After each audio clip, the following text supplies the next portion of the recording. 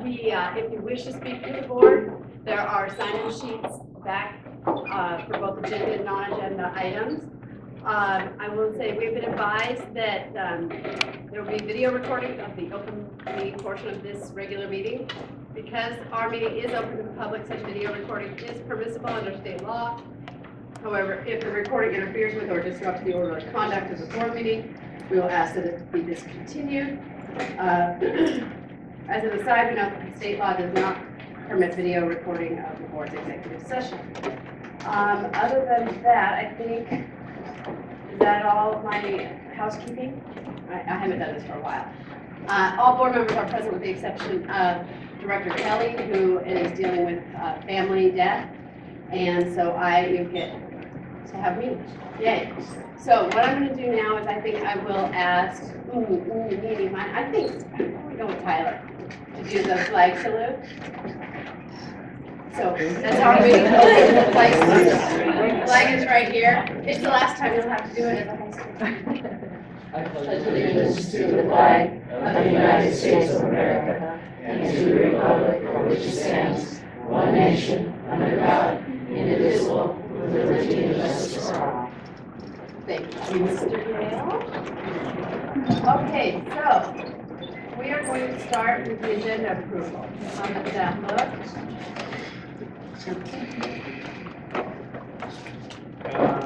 Well,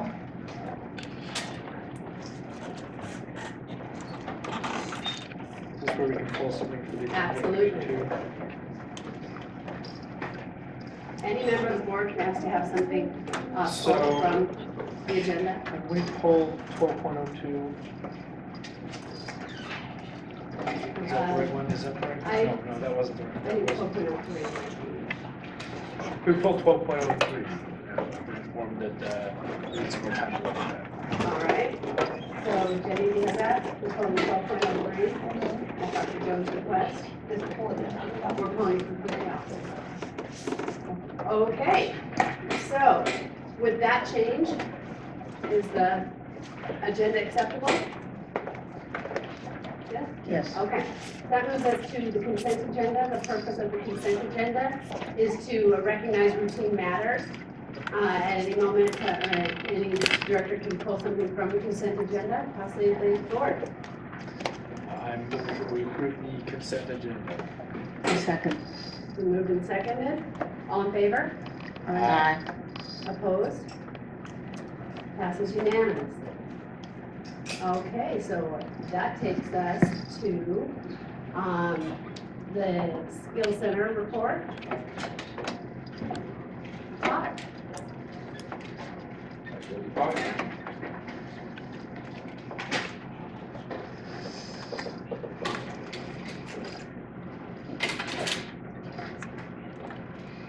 Good evening. I wanted to start out by saying welcome to the Skills Center, and I'm really glad that this is my year-end final review for this year. It's been a huge learning curve for me. We've made a lot of successes, but then I discovered there were a lot of hurdles that we have to overcome in the next year. So with that, to start with, what we did was we created a new facelift for the website. We also created a new letterhead. As you know, that the Skill Center is trying to move forward to be its own entity.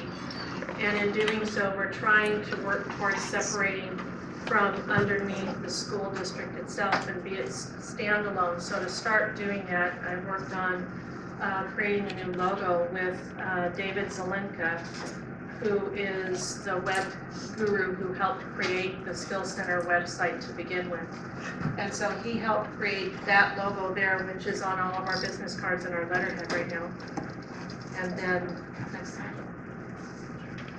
New programs that we want to implement are looking towards being introduced in the fall. To start with, we're looking towards working with the CTE director of the school district, Cindy Crum, to bring in paralegal, pre-law, and entrepreneurship. The intro to paralegal and the intro to pre-law would be programs that could tie into being an internship at an attorney's office And how I found these new programs was by doing surveys with all of the consortium schools to determine what their interests were for the kids. So based on the interests of the kids, I went out and found some programs that we're going to try to introduce, and if they don't take off, then we'll work with that and go into a different direction. The criminal justice has always been one that the students have really liked to have. This year, unfortunately, we weren't able to have that as a summer session because of the recent shooting that happened. We lost our instructor because they're doing overtime and extra time, and so he wasn't able to break away from the city to be able to offer the criminal justice program as planned. So I couldn't find an instructor in such short notice, so I had to cancel that. RUB is Grow Ready Urban Bounty, I think is what it stands for, and that is a farm-to-table program. And I have someone that's very interested in doing the teaching of that class. However, there's a lot of different avenues that I have to consider first. We have to find some land and things like that, so that may not take off. The Allied Health is going to be a partnership with the hospital, and that will allow students to go to the hospital in a different capacity and check out all of the different departments instead of just the nursing department or the CNA area. It's going to encompass pharmacy and radiology and even supply and all of the areas that are in a hospital so that kids can get a well-rounded introduction into the medical field and may be able to make a determination at that point if they're interested in the medical field to pursue. So that's a hot coming one that will be very cool. The entrepreneurship, I'm trying to integrate with the opportunities that are currently being offered at the high school as business law, accounting, and those kind of things, to be able to open a student store downstairs and incorporate culinary arts and all those different aspects into it too. So I'm working towards that and working towards partnering with the high school and their programs. So summer sessions this year, we have 235 total children that are enrolled, and that was as of today. And so we closed our enrollment June 15th, and so those are committed, dedicated kids. For example, in the culinary arts, she has 35 kids in there every day right now, and she's amazing. All of the programs right now are so smooth running. The kids are excited, they're coming in. It's crazy to walk into that small kitchen and see 35 white jackets and hats all over the place. And they're all focused and they're all doing their job and they're all really dedicated and they're having a blast. So it's really cool to be a part of that.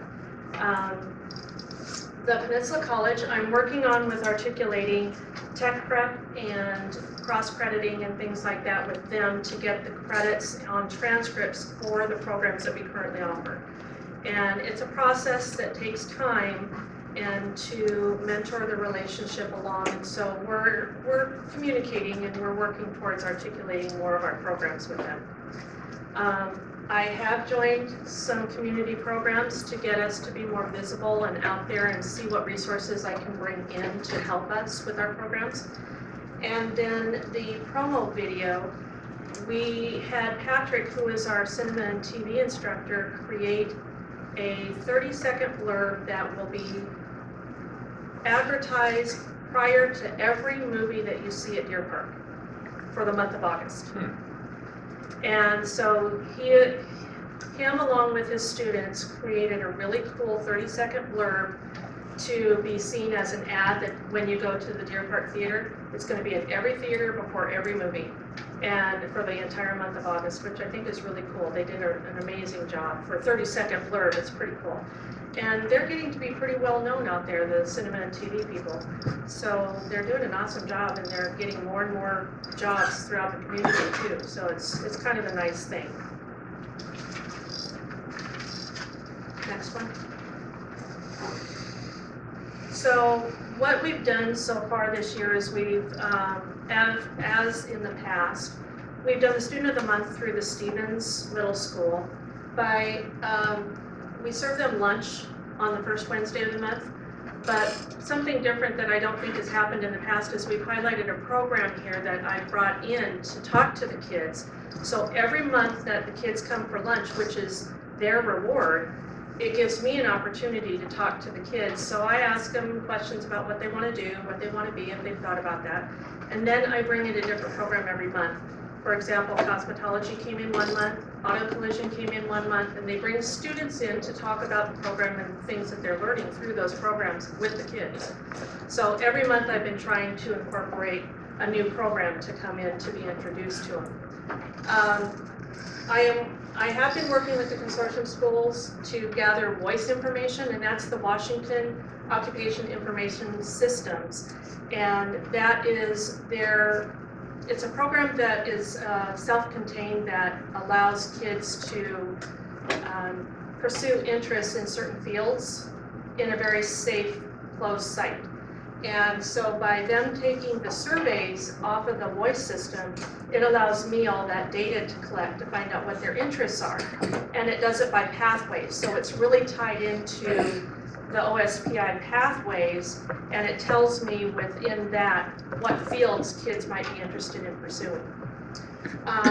We have invited George Aslar, who is the director of the CTE program at OSPI, to come and do an assessment here at the Skill Center to see how we can improve it, what we can do to get more kids, recruitment and things like that. So we have invited him to come and do an overall all-program assessment.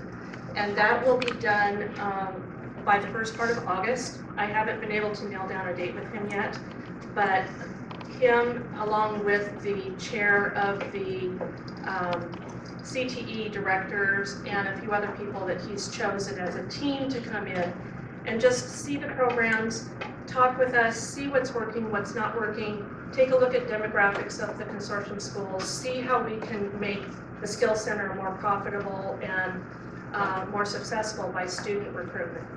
So that will be happening, and that will be a pretty big event. I think they're only coming for a couple days, but we're hoping to gather a lot of data out of that. We've hosted several events over the past year here at the Skill Center. Most of them are program designed, so the programs themselves had come up with events to host. For example, cosmetology did the fashion and hair. Commercial arts did an enchanted extravaganza. If you remember the big trees downstairs, they created all of that. And so we've done quite a lot of different things here at the Skill Center, and we're trying more and more to be out there and visible and possibly bring community things in again to make this a more busy atmosphere. We are working, next slide please. Some of the things that we are working on is we're working on recruitment, touching the homeschool students, and I intend to get out there and attend more events to make us more visible, to talk to more people, let them know what we have to offer here. I'm working towards increasing the attendance by following the BECA and the truancy laws very closely. This year, there was a lot of blur about what was allowed and what wasn't allowed, and so I've been given a lot of good feedback on how to really rope that in and stay a little bit tighter on that. We are working on creating our own handbook, following the school district handbook, but using a lot of those into a template that we can use for our own. And then gathering information to create our own ASB. We do have some funds available that we haven't been able to touch because it is labeled under ASB, and we have a lot of groups, our programs want to do fundraisers in that, and so legally by not having an ASB, we're not following that, so we're non-compliant in that area. So in order for them to be able to do fundraisers, to go to Skills USA, to go to these different events, we need to form an ASB. And then I've been trying to increase the staff meetings. They're tough because all of my programs are all over the place. I have a program in Forks, I've got a program that's in Squim, I have 2 in Squim actually. I have a couple up at the high school and then several here, but they're all different times. And so trying to create a timeline where we can have productive meetings is tough. And so I'm trying to juggle that by having the entire group instead of just pieces here and pieces there and pieces there. So my intent is to create staff meetings where we can talk about collecting data, good solid data that we can use, and then the retention and then courses that could be improved or implemented, and then the recruiting and things like that. So how we can work together as a team to make our solid skill center more productive. And other than that, it's been a great learning curve. I have enjoyed my first year. It's been a lot of work. Some real interesting events, and so I've made it through my first year. A few skins and bruises, but yeah, it's been pretty interesting, and I look forward to really getting my hands involved in the second year. So I'm done. If there's any questions. Any questions? All Thank right. you, Joe. Thank you. Okay, that takes us to 6.02, Stephen Burke, Everybody Swims Program. I saw you. Oh, there you are. And Amity Butler. Is Amity? So, she's here too. I see.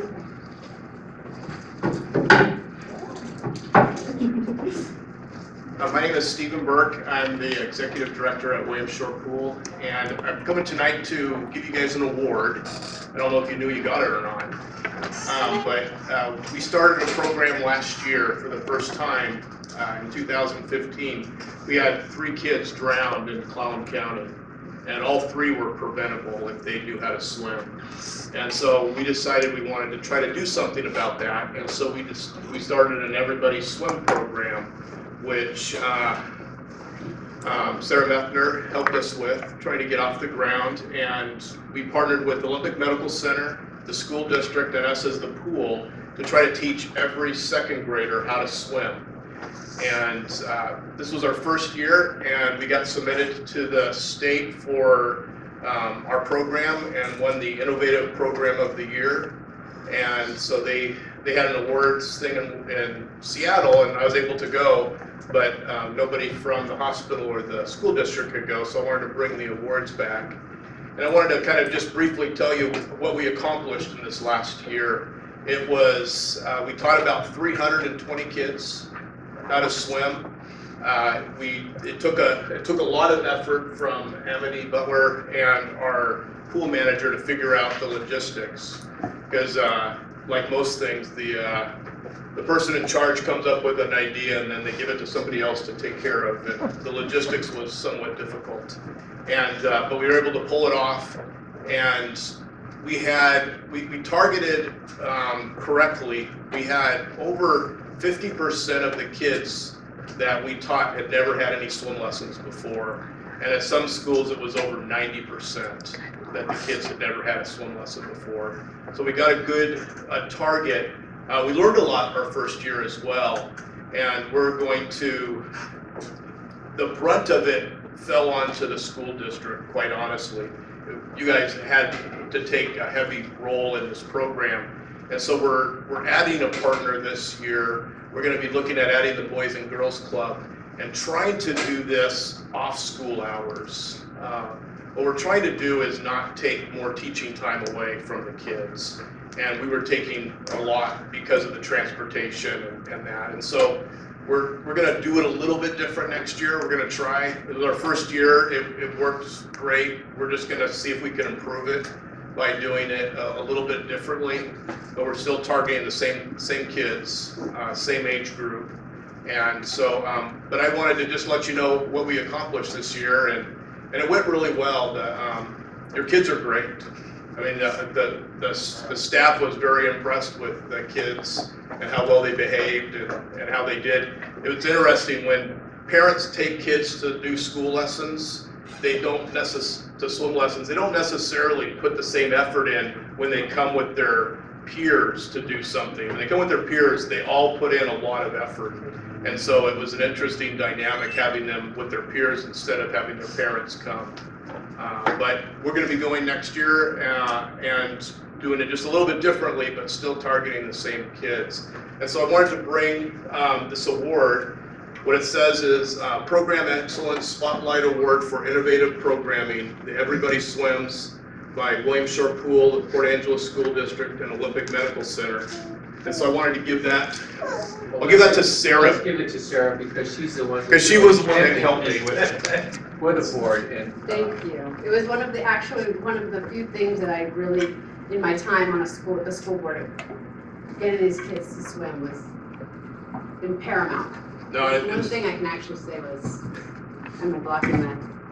and Everyone's asleep. the other person I wanted to highlight was Amity, because we went to her afterwards and said, this is what we want to do, and I won't say what she said, but we'll give her an award for hanging in there with us and trying to pull something off that was logistically very difficult. So thank you, Amity.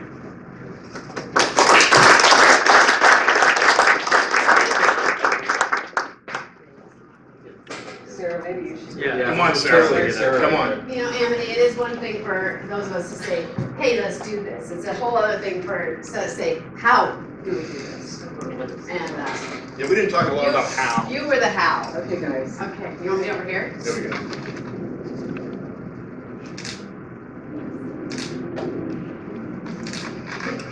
Thank you. So thank you very much for being Thank willing to be you. a partner on this, and we're looking forward to partnering again the next year and trying to do this a little bit differently next year, but still trying to get as many kids in. Sounds good. What percentage of the second graders took part in this program? Every single one. Every one of them. Every single one of them. That's amazing. And what we did is, it was difficult, but we targeted, we didn't want to give them like the part down version of swim lessons because we don't charge for it.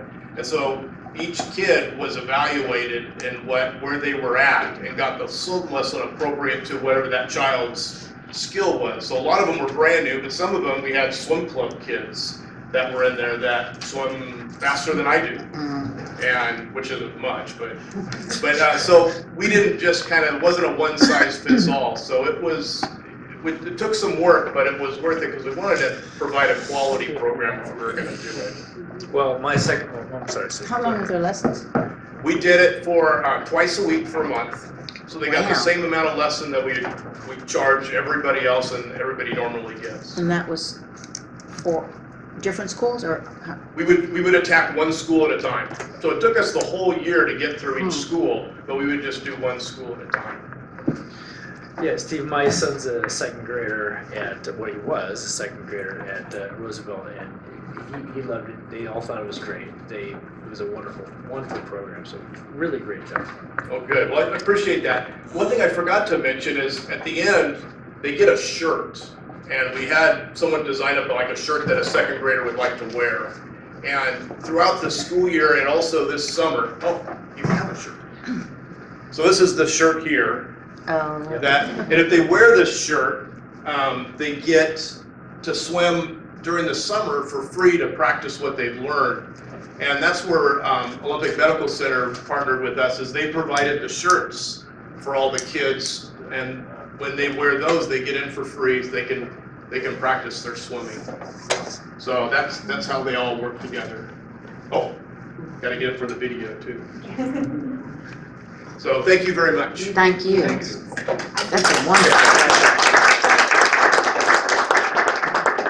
Okay, so that takes us to 6.03, aerial tram presentation, Dan Williams. Good evening, everyone. I'm Dan Williams. I'm a resident of Port Angeles for the past several decades, and I applaud the school district for graduating 3 generations of my children from the class of 96, 2006, and now 2016. They're 38, 28, and 18 years old. So I have a good cross-section of what's been going on in PA. In that process, I've used Port Angeles as a base for operations worldwide. I'm an entrepreneur, private investor with trust funds, and we apply that accordingly where needed as we see fit. Since the airport's been shut down, we've kind of backed operations out of Port Angeles. In 2005, we came in from Costa Rica and South America to bring new ideas to the Entrepreneur Institute here at the Skills Center and presented zipline parks and canopy tours. They had great support with that. There were about 18 people in that think tank. We lasted about 8 months here to write out a business case scenario for a multi-level environmental curriculum on the Olympic Peninsula, from clear cut to old growth forest to salmon habitat, providing ecotourism opportunity for about 115,000 people in a 210-day window. In that process, we were asked, did we find any type of exit strategies with our survey markers across the peninsula? And one that came to point tonight, or in 2011 from our survey teams, was alignment capabilities for a tramway, which we see here in this video, from the harbor in Port Angeles to the foothills and on to Hurricane Ridge, to operate year-round with no carbon footprint and no noise pollution on the alignment. As we look closer at that, there were a variety of opportunities for community workforce agreements, apprenticeship utilization requirements and agreements, which we engaged in a behind-the-scenes feasibility process to have the city of Port Angeles approve apprenticeship utilization requirements for jobs and projects over $1 million. Also, we have full support of all the unions of Washington State, community workforce agreements, and apprenticeship programs here in Port Angeles from all 19 building trades across the state. This video right here is in Austria. This is a similar project that's now being realized in Whistler, BC. This tramway can operate at about 20,000 people a day, but our numbers here in Port Angeles indicate about 1/10 that with existing traffic. This is a much larger project than what can be realized here in Port Angeles with the local composites and other manufacturing capabilities we have in Port Angeles. We can manufacture, operate, and own the resources from this project. We'll go ahead and let that run. It's about 2 minutes and 43 seconds, and that's pretty much the footprint of the largest aerial tram in the world. We can go 7 miles between towers and operations, 1.8 miles between towers and 300 feet high, or we can neatly thread this in greenways and make it out of town without even being seen. And again, operate year-round with the footprint, carbon footprint of a Toyota Prius. Yeah, we can move forward quickly. Our local struggling economy, as we begin to survey K-Ply and some of these other opportunities that Port Angeles has realized in the past, we found that the economy was struggling, and that in 2006 and 7, and actually 2006, our forecast assumptions with our feasibility teams indicated the economy was about to tank in 2008.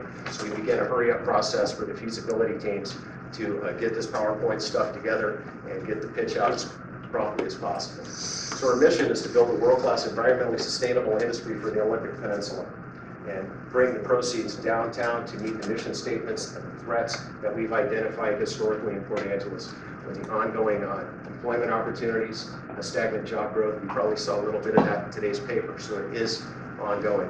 Here are 4 separate alignments that can be realized. Number 1 is the K-Ply Tower. Number 2 is Oak Street property. Number 3 is the clock tower at the Gateway Transportation Center. Number 4 is Rainier property, and all alignments converge at the 2,500 foot elevation, 4.2 miles away here at the foothills. And it has 11 miles of bike trails, downhill biking, cross-country stuff, and a lot of outside the national park boundary. So everything we're talking about is outside the national park. Here is the Oak Street property looking west. This is the new shoreline improvements for the city of PA. This is the city outreach. We just learned Tuesday night that the city has signed in the 20-year comprehensive plan to connect the harbor to the foothills and onto Hurricane Ridge. So we did get language in the 20-year comprehensive plan to make this happen. This here is November 14, 2013.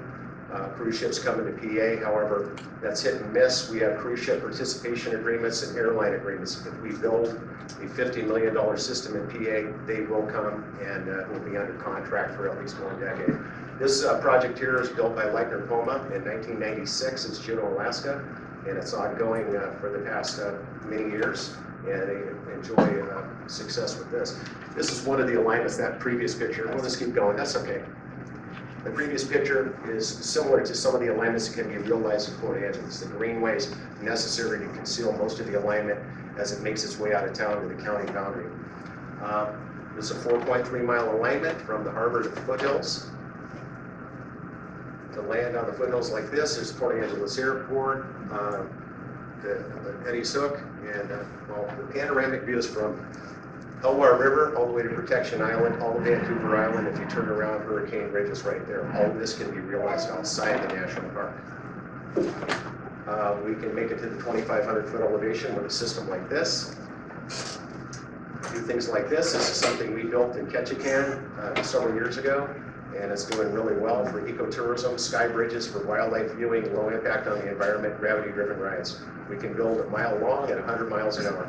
Other partners that realize support with what we're doing, 6.5 additional people come for projects that we mentioned before to attend other softer adventures and other activities. So we network neatly with everyone else, all the way to the Elwha rafting, the winery folks, fly fishing, and other outdoor adventures to avoid your fear of heights.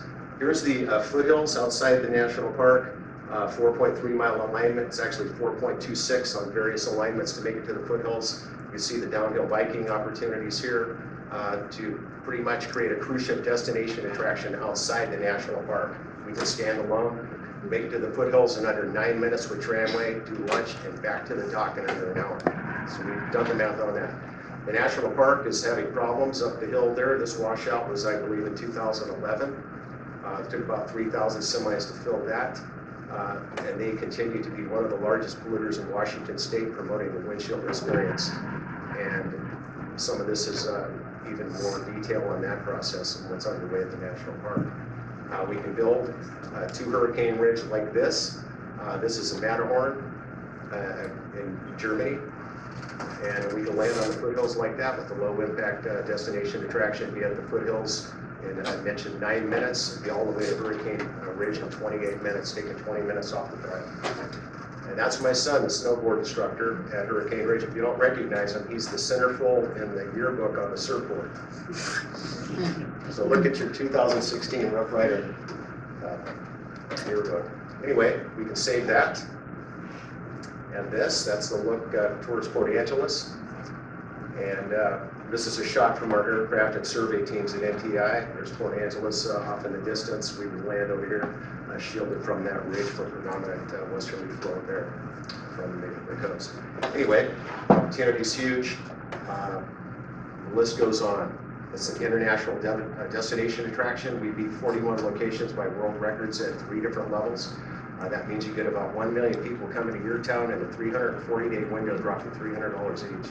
So it's a very significant market that Port Angeles has in their backyard. We're socially responsible. Our goal is to create family wage jobs in this community workforce agreements. It's a local hire project. We have agreements from Doppelmayr, Geervende in Austria, and the engineers from Leitner Coma to supervise everything we have here so we can run this NPA and build it ourselves in-house using composites, all the skills that we have in that program. Again, I mentioned the apprenticeship programs that have been signed by the Port Angeles City Council. We protect the environment by reducing the carbon footprints.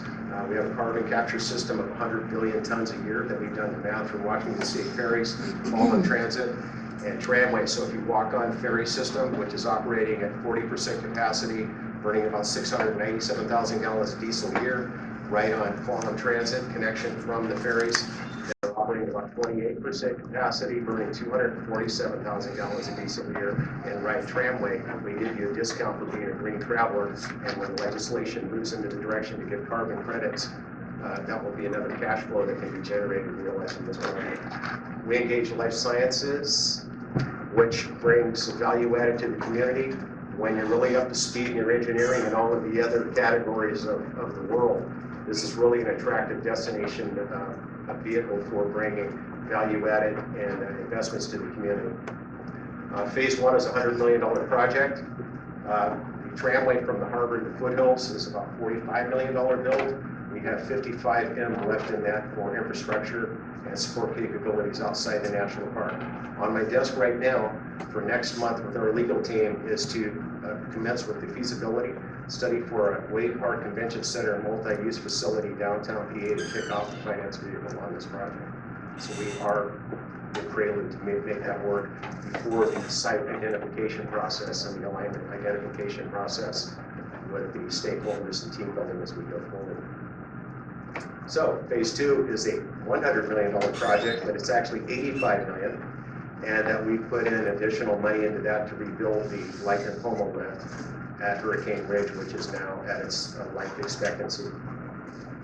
So that's it. Conservation success. Any questions? Mr. Yes. Williams, I really thank you for your presentation, very impressive. Thank you. Sounds as though you know what you're doing. So anyway, I enthusiastically support your investment venture that will help our school district provide employment opportunities and could serve as a catalyst for economic growth. I understand that this is entirely private, free market venture, and so I really appreciate that. And I don't know that I've heard, but about that you plan on the graduating class of 2016 has been chosen to be trustees of any potential revenues, is what I'm Yes. hearing. So Yes. successful implementation of the Port Angeles aerial tram and all of its subsidiary companies for the betterment of the community and the Port Angeles School District. So I'm wondering what we could do as a board of directors to help promote this for you. Well, I have several letters of support from all the unions in the state. Local tribes are supporting this as well, but I am more informational right now. It would be nice to have an open letter of support or understanding or a continued process in the feasibility levels that we're engaged in now. We're at a 5-year process has been completed, 10 years needed in the front end of this to follow up. So it's a 15-year, $3 million feasibility study. Thank you. So, Madam President, I would like to make a motion that the board compose a letter.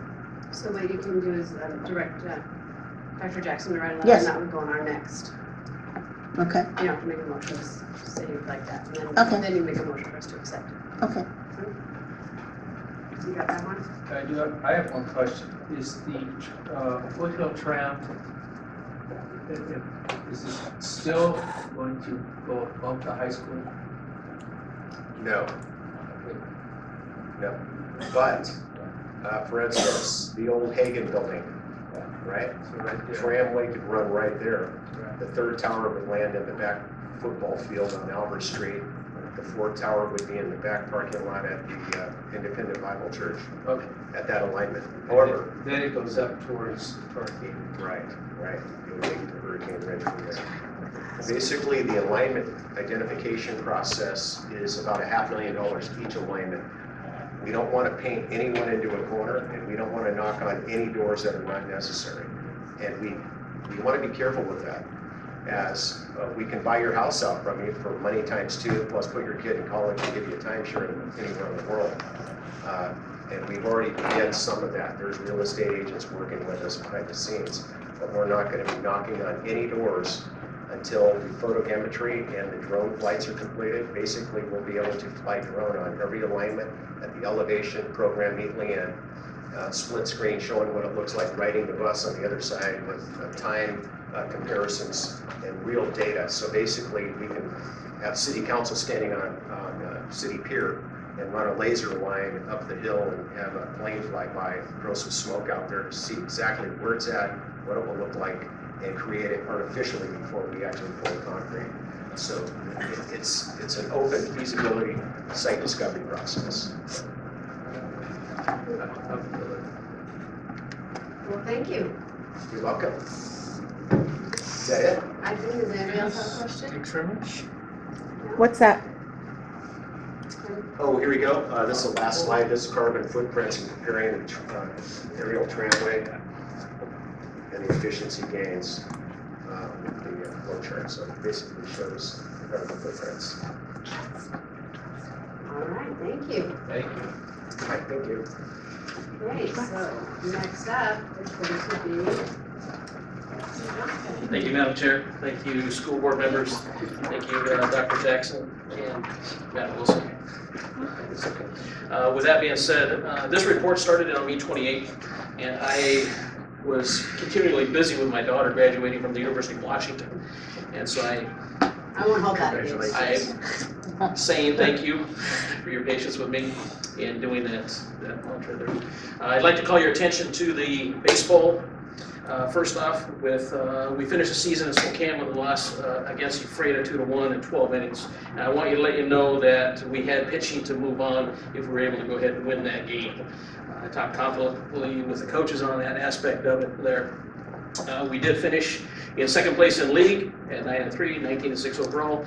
Ephrata ended up losing to Sela, who was playing in the state championships today at that time versus Cedar Crest. 7 of our players I'm most proud of were traveling to the Kitsap All-Star game, looking at trying to go into play at the next game after that. Okay. Moving on to softball, Olympic League MVP Lauren Lind. At state, we finished 1-2, and we were also league champions, West Central District champions. Our overall record was 23-2, and Coach Randy Stein was Coach of the Year. A fellow who ended up defeating us ended up winning the state championship. Now, I'll call your attention to that because that's 4 times that we've gone over there for the last 4 years, and they have been defeated by a state champion. Okay, so we've had a tough draw on that. But one of my spotlights from that was that in game 1, 2 home runs were made by Natalie Steinman. In golf, we also presented Maddie Bowe, made it to the state to the Tri-Cities. Her score was 114. Also a 3-sport athlete. The team finished 3-6 overall in league. As for the girls' tennis, Coach Stephanie Gochner, they had a 5-11 overall record. We're young and we're still learning the game, and teaching and learning is taking care of the sport there.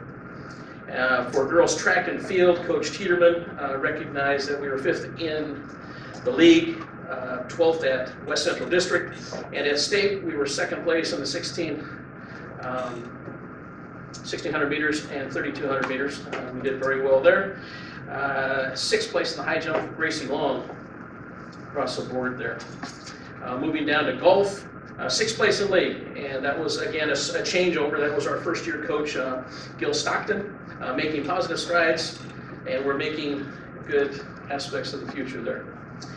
Moving on to boys soccer, outstanding year. Okay, and we were 4th place in league. Our post-season run included a 3-0 win over Washington, a 3-2 win over Ording, and finished the season against North Kitsap at their house 0-1. I would like to call your attention that I did make a move on that aspect, that we're going to be able to host a home game on a Saturday at Peninsula College if their team rankings. If we own that highest seed, then we can host it now. And so that was one of the agreements that I made with the West Central District. That being said, I'd like to call your attention to Mr. Fu. And part of the information that the head coach had supplied here for you to notice, and his notoriety being all league and as a captain on the team. He's an outstanding student athlete and will be attending the University of Washington this fall and plans to major in engineering. Moving on to the boys track, Coach Sheedy, 5th place in league. They were 12th place at West Central District, and they had 2 athletes go to state there. I'd like to call your attention to Jacob Kennedy, had a 49.9 throw. Paul Van Rossen was 3rd in the disc. In the pole vault, I wonder if you can imagine vaulting off the ground 13 feet in the air. Okay, our school record is 13.6, and he had attempted that over the last 2 meets. And he was an outstanding young man. We are going to miss him next year as a senior. Moving down to Stevens Middle School, we had over 100 student athletes in the books for track and field. They did an outstanding job, which prompted us to hire another coach. So those are the 5 coaches there that we did hire that are in the building there, except for Campbell Curtin. What a connection that we made there, and hopefully we can get those strides going through there. Boys placed 3rd at league at Swim, and the girls were, again, league champions.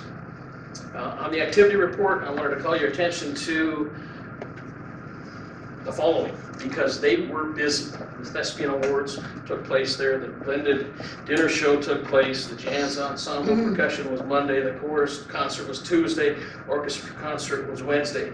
They were busy, okay, and they navigated that very, very well. That being said, I want to move on to my personal note here is the 80 state spotlights. So if Carter would come up, I'd like to present her with something here because she is going on to Florida Tech like I presented before. And she is a record holder ×2 for us. Yeah. Okay, yes, just hold still now, hold still. Okay, Thank you. you're very welcome. And from the school district, we have something else for you. Okay. That's right. Yeah, let's get a shot right there. And is there anything you'd like to say Thank you. And to Coach Butler? yeah, to Coach Butler and Amy Butler and my parents and my new coaches at Florida Tech and you. Thanks for all your support. It's been a pleasure. It really has. And thank you for letting us know Yeah. how you're doing. And so please continue that. Okay? Even though you're going to be on the other side of the continent there. Okay? Anything for the school board? Any questions? You've been amazing to watch for so many years. I'm just so happy to know you. All right, thank you very much. Back in Florida. I know you. Next, Maggie Bowe. Have her come up here. And as I stated, I will say that she had information sent to us because she broke her wrist during basketball season right there. As you read this yourself, what a pleasant gift, Mom and Dad, that you've supplied for us.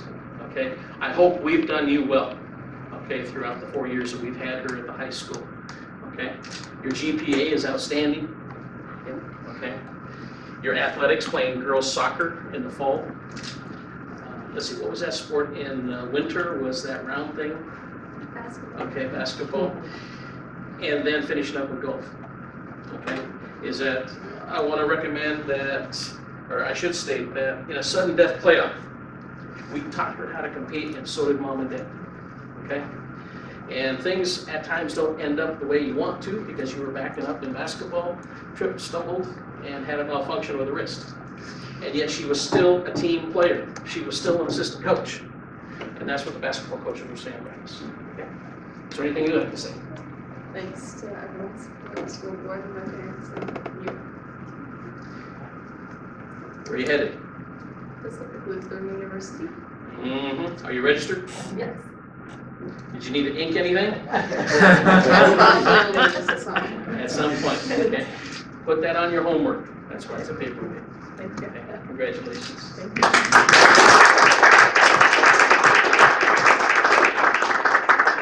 Daddy, you've been so much fun to watch. So much fun. Please don't hang up your boots. Are you going to play any sports? Oh, we'll see. Okay.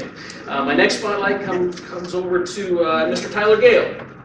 He is a 4-time state placer in wrestling.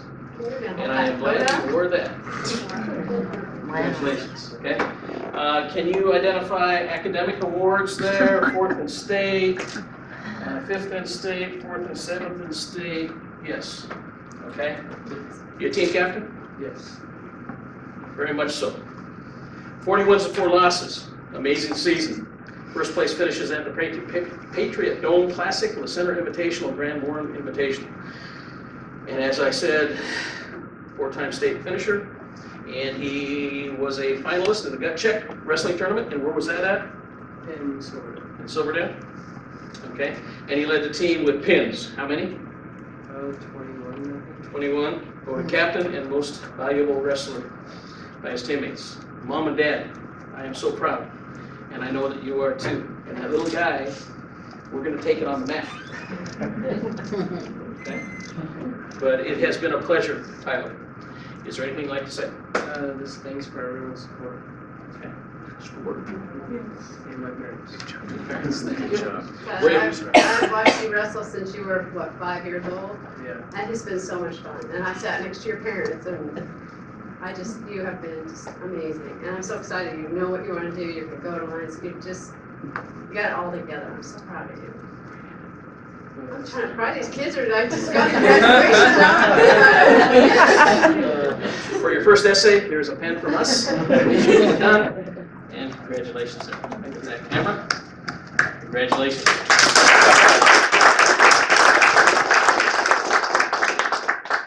Jansen Peterson just flew in from Las Vegas, is that right? He's the one gentleman that I could say no to, because he threw a no-hitter in high school, okay? What an outstanding feat. How many other high school pitchers have you known that have done that?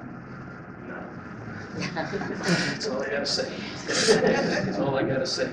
Again, Jansen is a three-sport athlete. He qualified for state in tennis, varsity baseball, all-league baseball. He excels in all three athletic arenas. He embodies what it means to be a student athlete. GPA, is that correct? 3.7. Yep. And where are you headed? I'm heading to Pacific Lutheran University. See this connection we're making here? Okay. That being said, we've honored you twice now in front of the school board. Okay. You have matched or exceeded what the expectations have been set forth with that, and that I am most proud of. Being a three-sport athlete, it dedicates your time. I know we're going to Pacific Lutheran University. You're probably going to end up playing baseball. Yes, that's correct. Okay. Are you going to throw that little white ball around? So. I hope so too, okay, because they have outstanding coaches there. A phenomenal role model for the young student athletes and will be greatly missed in all three programs. Throwing a no-no is outstanding, and I wanted to acknowledge that in front of the school board here. Is there anybody you want to thank? I'd just like to thank you guys at the school board, my parents and coaches for all your support over the years, and it's greatly appreciated.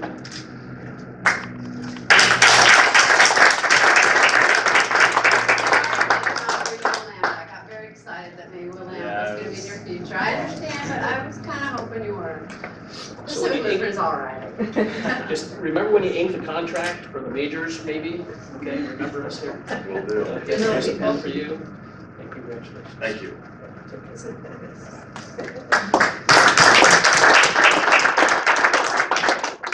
Again, thank you, moms and dads.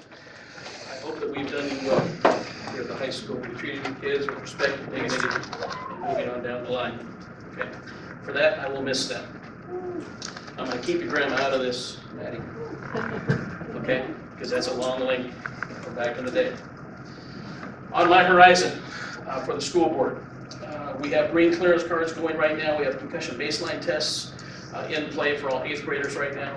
I've been working with Doc Gouge on that concussion baseline protocol, and my number right now is about 709 tests that were given to all of our student athletes. I will state that the WIAD yearly exam, I still have to take exams, okay, has been passed, and that came out that first week of June, so I have that certificate of completion for that. The fall meeting that has to take place that I have to go to as the athletic director for the district is stated there, August 23rd in Tacoma. I want to tip my hat, and that is that we had 11 teams participate in the WIAA state. We had 16 teams participate in the West Central District at that level. We had one West Central District champion, and we had 4 league champions on top of that. I believe that we're doing well across the board there. So, do you have any other questions for the activities or athletic? Yes, ma'am. I just have a comment. How do you keep up with all this? I'm amazed. She's a very supportive wife. Obviously. You have done a fabulous job with our young people. Those who are here and those who are not and their parents, it's just an amazing pride and joy to see and hear what you've been telling us tonight. Thank you. Thank you, Dr. Long. It is a passion. And I care about kids. I think they know that I care about you.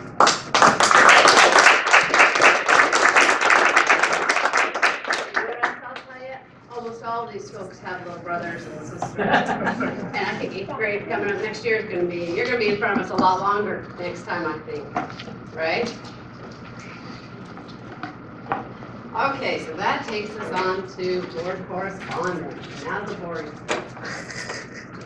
Thank you, guys. I know you probably wonder. I didn't cry, and so that's all right.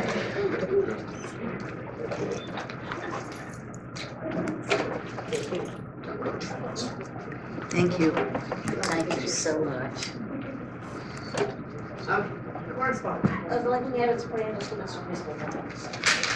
Okay, you're done almost. I was trying. Okay, so we have no food comments. Okay, so look at us go. We're going to Board of Director comments. We'll start down there, Director Long. Okay, well, since we last met, we've all done a lot of things together. And we've had 2 graduations, one at Port Angeles High School, one at Lincoln High. And we also said goodbye to a lot of retiring teachers, which was a wonderful dinner. It was great. Not only were teachers retiring, but paras were retiring, secretaries were retiring, all kinds of bus drivers were retiring. I sat at the bus driver table, so I got to know people I hadn't ever known before, and it was a great experience, and I really enjoyed it. So we've been a busy board. Yes, we have. I enjoyed the 2 graduations. They were everyone was so happy, and it was fun to see. Yeah, they really were. Yeah, the graduations were actually phenomenal. Both of them were just great. I also had the opportunity to get to go on the 14th to the Franklin School Talent Show, which was remarkable. I highly recommend that people go to their local elementary school talent shows. There were many acts.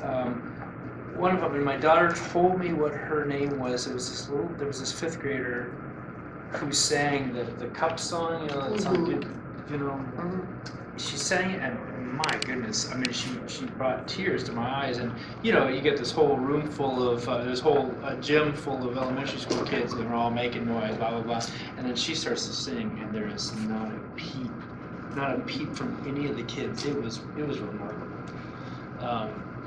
So that was great. Another thing I got to participate in was the Port Angeles Police Chief interviews, which happened yesterday. And I got to participate on the community board with that, and I'll tell you, there were 4 candidates. There were some fine candidates, including Interim Chief Brian Smith, and I think that a couple things came out of it for me. One, we're going to get a very good next chief, whoever the city manager decides on, and 2, the community members, everyone just had nothing but good things to say about our police department. And from the school board's perspective, I said, I think they're doing a great job too, and having the officer at the high school is just remarkable. So we wanted things to continue on the right track. So that was fantastic.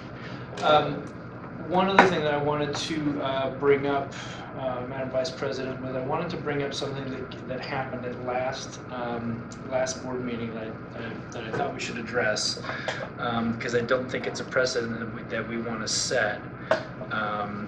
Is that at one point, and I forget when exactly it was. Oh, my notes here are not working for me.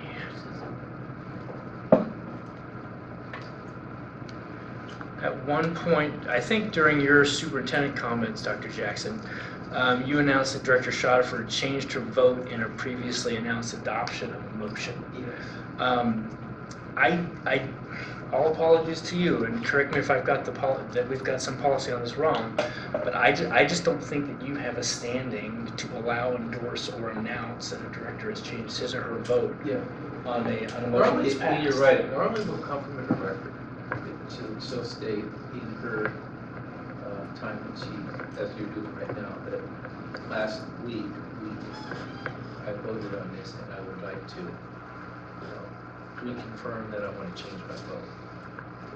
It generally comes from that. And when I met with the board president, he said, well, have it come up during her time or during my time, and I brought it forward during my time. But that's fine. I mean, this is just a process thing, and that's fine. Well, that's fine. And then further than that is that, I mean, unless I've missed a board policy on this, which I looked at this closely, I don't see that there is a board policy on just announcing that you've changed the vote. There isn't. So in that case, parliamentary procedure rules, and what needs to happen is that, according to parliamentary procedure, a director can change his or her vote without question up until the results announced. It was. And then afterwards, only can change your vote with unanimous consent without debate of the board. Yeah. So only the president can call for this vote. Exactly, So if we want to do that, yeah. that's what needs to happen. And that- Any vote can be changed, otherwise you could simply just say, even like a year from now, oh, I want to change my vote. Right, exactly. When I asked legal counsel, can a board member change their vote, and the answer to that is yes. And there really is not a precedent that we have in our policies. So it's unusual, but if a board member wishes to change their vote, they let the president know, and then the board president will decide when, at the course of the meeting, that should be entertained. But we don't debate it. I mean, the board's already voted on it, so they're not going to debate what they've already passed. But if a board member wishes to say, I'm going to change my vote, you change your vote for the vote. Well, no, actually, I'll correct you there. Yeah. Is that you can only do it, you can only change the vote if you have unanimous consent of the board. Oh, okay, so that I don't know. I have also looked into this because I had spoken with Dr. Jackson before the meeting about it and emailed President Kelly about it. And so then he told me when in the phone conversation that could be done. So I was going by his comment. But I have looked into it since then, and my understanding is actually if it's a document to be signed, that actually you don't have to change your vote, but depending on whether, if you do not support the policy, then that is your vote. That's what I talked with someone about that, and so. I'm sorry, I guess I don't understand. I don't understand what you said. That actually, since this was a policy to be signed, if you don't sign it, that is your, if you sign it, that's your vote for it. If you don't sign it, you're not voting for it. Okay, but you have to vote against it in our public meeting. Right, but in the end, that's my understanding of it, so maybe we need to look into that I further. think we're talking about two different things right now. Because the signing of things, that's gonna come up, we have that under an action item. I think, what Dr. It's a Jones, different policy than. what Dr. Jones is talking about is, A if unanimous you vote. come to, if you come to a board meeting, you make a vote, and then you go home and you think about it, and you disagree with yourself, and you don't like that vote, the only way to rescind that vote, correct me if I'm wrong, is for the board president to ask the entire board. I understand that Joe Schmo here would like to change his vote. What say the board? And the board then either unanimously, and it has to be unanimous, agrees to revote and allow that change to happen. Or if, city so whatever doesn't want to, she says no, vote stands. That is my understanding from Robert's Rules of Order. Is that what you're? That is my understanding as well. Okay, so that's just in terms of changing the vote, and I'm sorry I'm infringing on your time. No, your clarification is absolutely appropriate. So is yours, Director Schotterfer, for how that came to come from the superintendent. But my point is that it can't come from the superintendent. It has to come from the board president to call for consent. Okay, and I would like to just briefly explain, the reason that happened at all was because that night when we were looking at the policies, and I made a comment about the policies, you said, Susan, don't you see it right here? And I was looking and I was thinking, why didn't I see that before? Because it was in the next policy. And the reason was, there was this empty space at the bottom of a chart, and when I looked at it at home on my computer, I did not see that empty space. So I saw the empty space and I did not realize there were 2 pages of following. And so that is why I voted for a policy I had not fully read, and that's why I wanted to change my vote in the end. So that's what happened. And that's what I emailed President Kelly about, that had happened. And everybody saw that. So, I mean, that's just the way it worked, just the way it happened. I didn't see it, so. Totally fine. I just want us to make sure that our Okay, well, process is we understand now. Would you yield some time? Yes, to I would Director yield some Long? time to Director Long. Thank you. I'm trying to follow this. You just said that we had to re-vote, No, he said he. I'm You sorry, said I we had used to the re-vote. wrong, I apologize. but we don't have to re-vote, or we do have to re-vote? I guess we do not have to revote, we Okay. just would, by We have to unanimous, vote whether we- Susan can we have re-vote to unanimously agree to allow somebody to to change your their vote. vote. Okay, That's what I should have said, I Okay. did not say that clearly. okay, that's fine, I can deal with it. Okay, and the other thing, can I have a little more? I yield What some I'm time gonna to ask Director. or to say is, Director. if a policy comes up and during it you're ever confused, there's always you don't have to vote, there's always an abstention, you can abstain.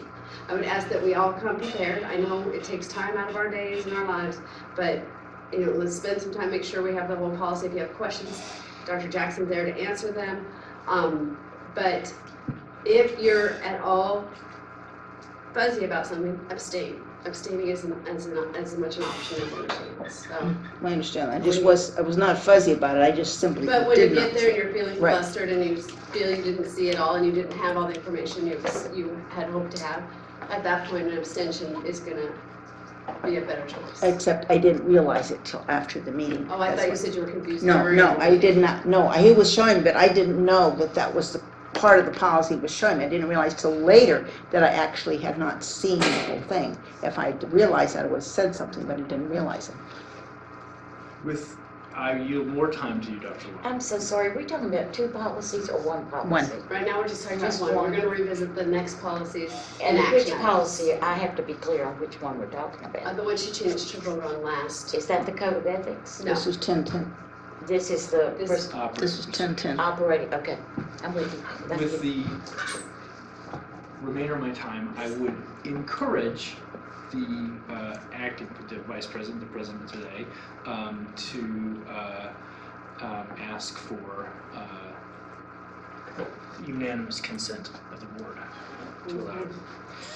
I will make that very clear to Director Kelly, that we didn't follow procedure. Or not procedure, we didn't follow parliamentary procedure. Okay. Everybody good, you're done? That's my time. Okay. So I did everything that the rest of you all did. It probably was a little bit more flustering in that I was told that morning I had to speak at my son's graduation. And he graduated despite my best efforts. It's okay, I'm gonna be all right. I also, the other thing I did was I went to the legislative conference down in Olympia, over in Olympia, which I'm on the WASDA board ledge committee. So our job there is to take all policies that people want to be looked at the legislative assembly, take those, synthesize them, wordsmith them. I think you would enjoy that part of that. And what WASDA, the ledge committee, is focused on right now is shortening our standing legislative positions, because they've become so unruly that we're at like over 100, and many of them are duplicative. So we're attempting to, while maintaining their authenticity, squishing them together so it's not quite so much craziness around it. So that's sort of, we're involved in that. We'll have another meeting next month. And so if there is something that you really desperately would like the board to consider, or the body to consider, there are people at WASDA who will help you write up a proposal, and it then comes to our committee, and then we decide on its merits, and it either goes forward or it doesn't. And that's all I've done. And I got a copy. A big one. Big one. I'm super cute. No, I talked to your husband. Okay, so we're going on with it. This is me. I'm sitting here. I'm taking this role too lightly. Okay, so now we can move on to your report. Well, the end of the year, we're all running around. It's just very tiring and worthwhile to go to all these events. Say goodbye to our staff that's leading us, work with personnel to do all the hiring and the interviewing and the hiring. Good people we're saying goodbye to. Tonight, recognizing just one program of many programs that so many people are doing so many wonderful things across our district, performing arts and athletics, teaching and so on. It's a real credit to look at these programs and to know that there's a high expectation that we have in programs, in the stream. And I think for us as a board, as a governance team, it's good for us to ferret out systems that we have clarity on, so that we can move through discussion on how we want to govern as a governance team. So I think these are all really good, positive debates and discussions, so we can reach a level of understanding on how we wish to pursue what we're doing. And with that in mind, I have another. So we've been discussing audience participation, and I have brought back for your review again on audience participation. And this is our fourth attempt at trying to clarify what it is that we really want when we address this particular policy, 1430. And there's only one change that I did recommend tonight. All the other issues regarding time, I think we pretty much agreed on. There's only one sentence that we did change, that is basically saying that individuals wishing to express an opinion prior to board action on the agenda items, written oral comment, will be accepted by the board before adoption, before amendment of policies or approval of other acts. That's the only change that we recommended in this policy. Yeah, If if I I hear you- comment on it? Or You want some comments on it? Would you like some comments on it, sir? Absolutely. So I don't know what you're trying to say there, because it just doesn't read right, and I think it's probably Well, just a little I- phrasing. So because here's how it reads. Yeah. Individuals wishing to express an opinion prior to board action on agenda items, written or oral comment, will be accepted by the board before adoption or amendment of policy, et cetera, et cetera, et cetera. Take away the comma. Says the same Written thing. or oral comment, Take away the comma. just take away written or oral, yeah, take away the comment, okay. That makes it, Comma. the comma? Doesn't it mean written or oral? After comment. After comment, written Yeah. or oral comment will be accepted by the Okay, board. very good, great, thank you. Does that make That makes sense? that makes sense, I stumbled along that too. but I couldn't make sense of it until then. Thank you, ma'am. Anything else? I'm just gonna again say that I and Director Kelly are both not fans of this. I agree with having the two board directors concurring to extend a topic, but then you would still have a artificial 25-minute limit on that. I don't agree with that. I think that people should be able to speak for, I think that's an arbitrary and that's sort of I understand it's our job to get the work of the district done, I get that, but I also feel like we need to listen to people. So, and I know Director Kelly feels the same. She's said so in board meetings before, so. Well, perhaps we just ask Superintendent Jackson to strike the 25-minute maximum allowed. I would love that. And then if we're gonna extend it beyond 15 minutes, it requires 2 board members. And I can totally get behind that as well. Okay. But why 2 board members and not 3? Why not a majority? Or It's actually a traditional parliamentary number to have lower than a majority to extend debate. So, You can recommend changing it, Dr. Long. just a clarity I'm just question. asking. If I'm hearing the recommendations, total comments on any topic, agenda or non-agenda, will be limited to 10 to 15 minutes in total? Well, I think you've got a flub here, limited to 15 minutes in total. I think you just didn't change the Yes, I see that. the 10 to 15. It should be 15 minutes in total. You scratch the 10. Okay, Yeah. to 15 minutes total. And then, if the board wishes to go beyond that, the board can say, I would like to extend this discussion, And I need a second, Yeah, I need a second. if I'm the one who wants to. and it could be for a limited amount of time. If I have 50 people here to talk, I guess I listen to 50 people. They each get their 3 minutes. I'm just one person, but this is how I feel. I agree with you, maybe to a point though, still possibly, and it could end up, I know how the commissioners' meetings are sometimes. It can And be the problem is that you sometimes do not, some people just give up, and then again, maybe that's their problem, but they give up after a long period of time, they go home, or they have a job, and they're working, they're taking time off.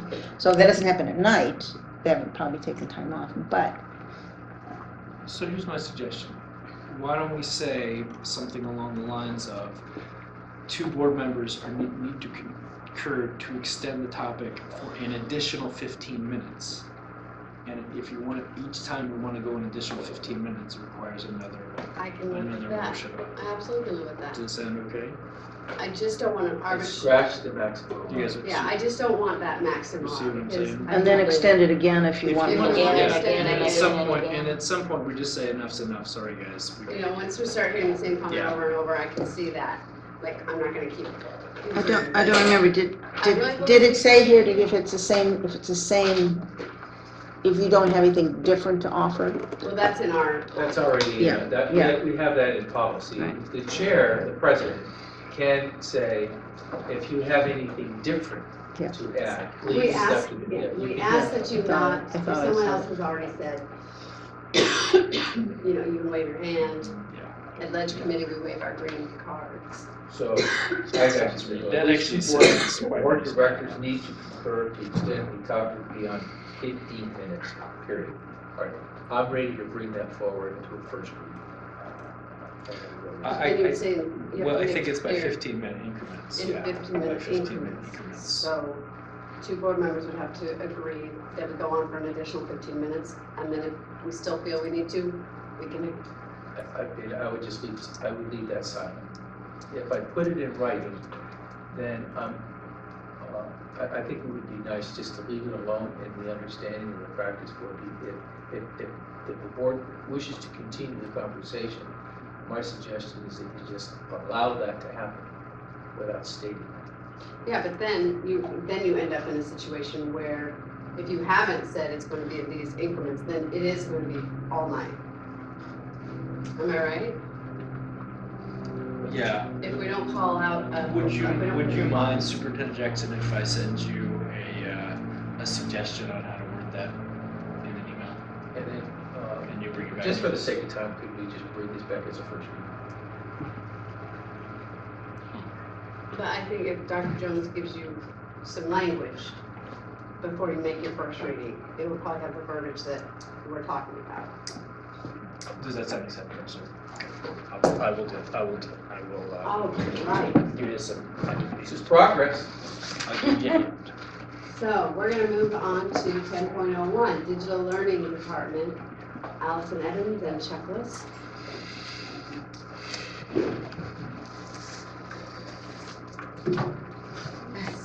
Thank you. Thank you very much. Thanks.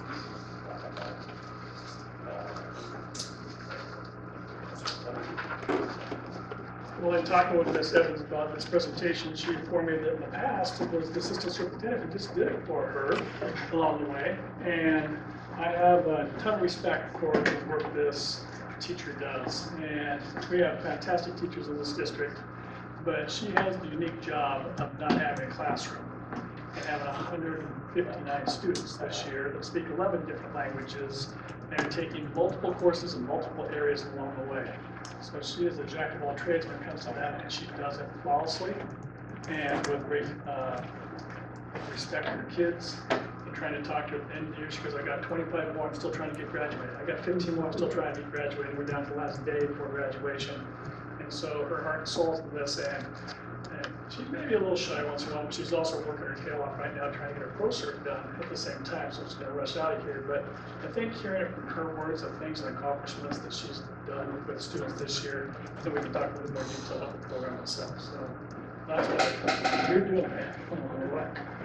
Yeah, and I didn't prepare a PowerPoint. I haven't been to school board meeting since I was in high school, so I hate to say that to you. But so I'm just going to briefly summarize a little bit about both programs. I know we have a few new school board members, so I'll start with the DLD program, which is the Digital Learning Division with OSPI, and it's our online program for our secondary schools, serving Lincoln and Peninsula High School and the Skill Center. And this year we had another successful year with the DLD, and we've expanded our providers to Red Comet, Edgenuity, Advanced Academics, and Apex, and still continuing with Field Education and Aventa. We have many returning students that have been thriving with this online learning environment since we began our program.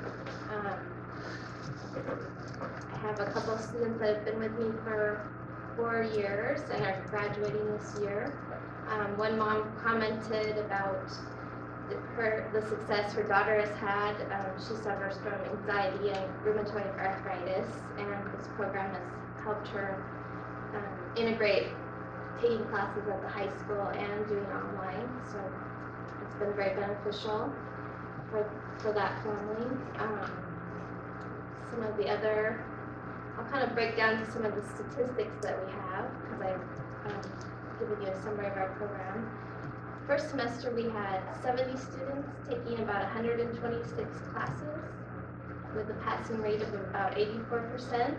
And second semester, 115 students taking about 219 classes with a passing rate of about 86%. And we've been serving about 20 or more students on IEPs and 504 plans.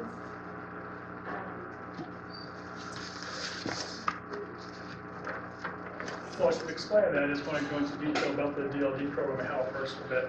Students are allowed to take 6 classes. Whether they take them for Peninsula High School, take them online, doesn't matter. We receive our funds from OSPI for those 6. So if a student signs up and takes a math class, science class, art class, whatever through DLD, that we still get our reimbursement, our program from the state, and so the student gets to take that for free. Unless they quit and don't finish it, or they fail it, and then they have to pay back those funds, in which it follows them just like a fine or anything else. Or differently is that, like she's talking about there too, these kids who have anxiety and things like that, big classes gets helped out in those situations immensely for kids who just need to have that quiet environment, whether they do it at home, whether in the DLD classroom, or wherever. The third one is the students like the ones you saw up here that Mr. Johnson had. All 4 of those kids were at Stevens Middle School on the honor roll in the top 50. They are busy, hardworking kids, and many times they want to get in multiple classes, but because of athletics, because of jobs, things they can't. So they'll take a DLD class in order to be able to keep that going. Some want to graduate a little early. And if they do that and take a 7th class, then they pay the full amount along that way to do that. We've had kids do that. They failed the class in the past and want to make it up. So it really does have an impact in Peninsula High School, Lincoln High School, and the graduation rate to the work that's done. So I'm sorry, do you then, if it's a child's 7th class, do you support that the same way as you do if it's in that 6? Then we have some students that are paying to have additional. Right, so let's say you're paying for that 7th class, the child pays for that 7th class. Do you still don't provide the check-in and the support to those kids? If you're on time or you're not on time, and get off your duff? Is that's still under your purview, even though the district isn't getting that money, or is the district getting? They're paying for that. They're paying for it themselves. So your time at that point is just sort of gratis. Okay. So one of the things you see in there too, because the number of classes at 126 per semester, or whatever she said for 2nd semester, is a ton. Actual will probably require an audit to come because we only have a 0.5 person doing it for all those kids. And so the more we brought to cabinet stuff, we're going to have to provide some more support with the DLD program, and also watch how we're getting kids in there, because we don't want to reduce the number necessarily if it's being paid for and we're getting the funds out there, because it is helping kids graduate for all the right reasons. Right, and with the Core 24, I think you're going to get a lot busier. I get And with busier. health being unwaivable, I I think you're gonna get a lot busier. Yeah, and we've had a lot that are signing up and paying for classes this summer. Which is the unique thing that I just found out about going back to dedication, because there is no summer school program for DLD. We do not provide services for that. But somebody who likes to volunteer their time a little and has such a caring passion for kids, I just found out on her own, to step out to help them, because those parents have to make contact with the providers themselves. Right. The ones that she mentioned there, they contact and say, "Hey, can I just do this online class?" And at the same time, it's a little more difficult for some parents or some kids, especially to walk through that process.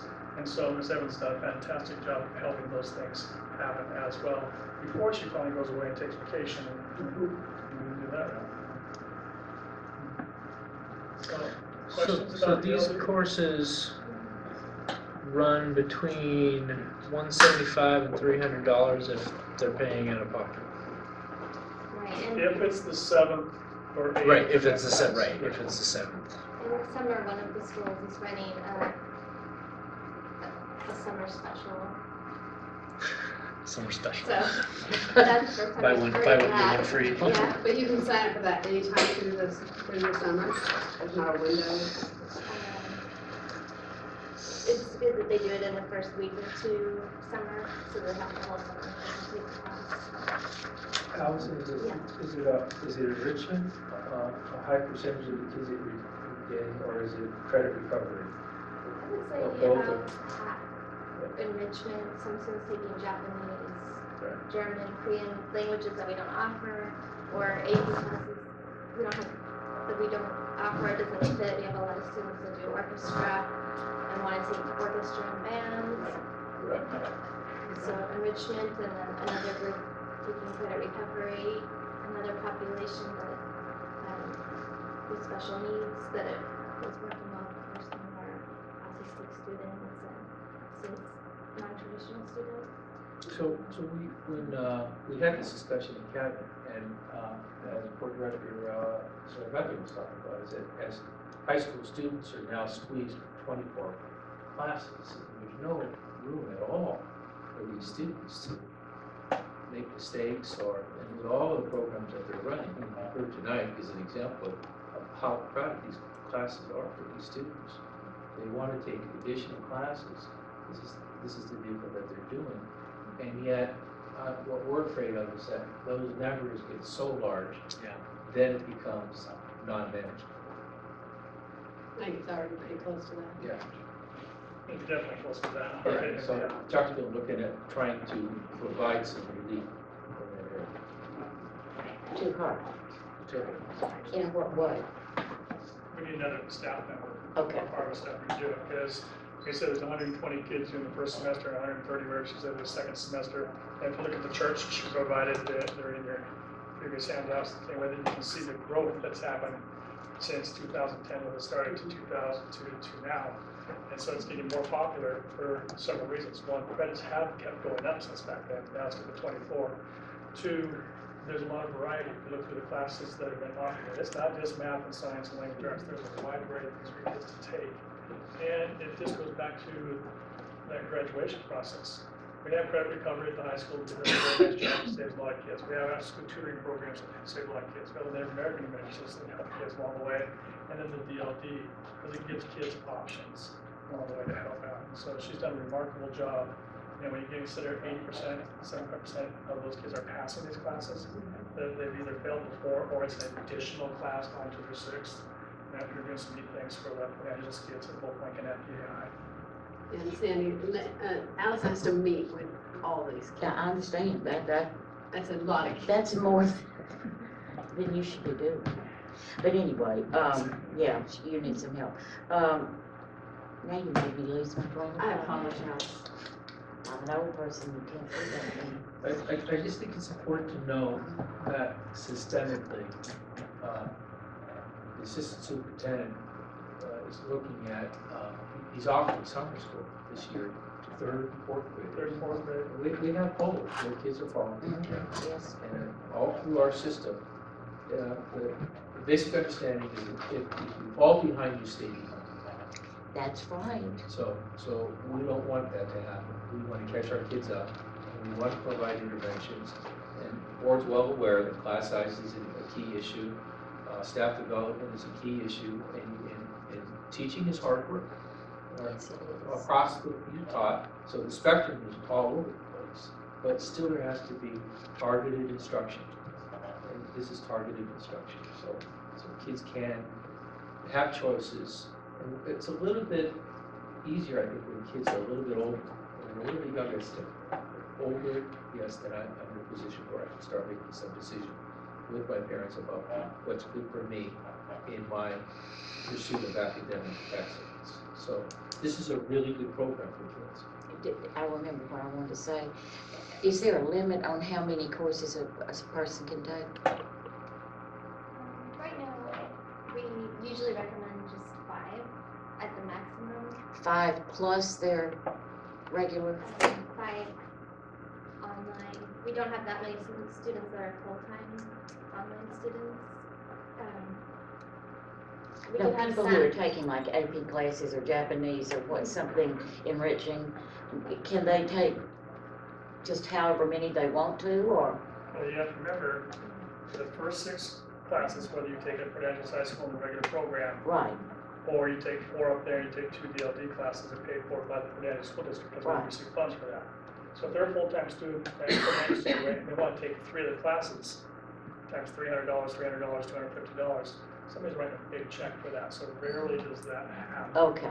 But if they wanted to, could, I mean, you know, sometimes there are parents who, My 5th day on the job as the interim, I watched a lady come in and write a check for over $1,000. see, and I would think that that would be way too much pressure on a It was, child, any the child. student did not pass those classes. I'm and sure they the didn't. money they got. There's so many He ended hours up- in the day. He did pass, Oh, but he he did was pass? trying, Okay. he was trying to graduate, he was behind 5 credits, and he wasn't able to walk, but he graduated. Okay, thank you. So that was the But first those half were of our, cheaper. that was the first half of the show, and Yeah. also wanted to know that we're telling you about 11 different languages that she works with in this community for the ELL program. She can do a much better job. So her other half of her .5 is with ELL. So, right now for ELL, it's also called the State Transitional Bilingual Program. We serve 8 schools, including Queen of Angels, and I travel to 8 different schools throughout the week, and we have 45 active ELL students, K through 12, and serving 11 different languages at this time.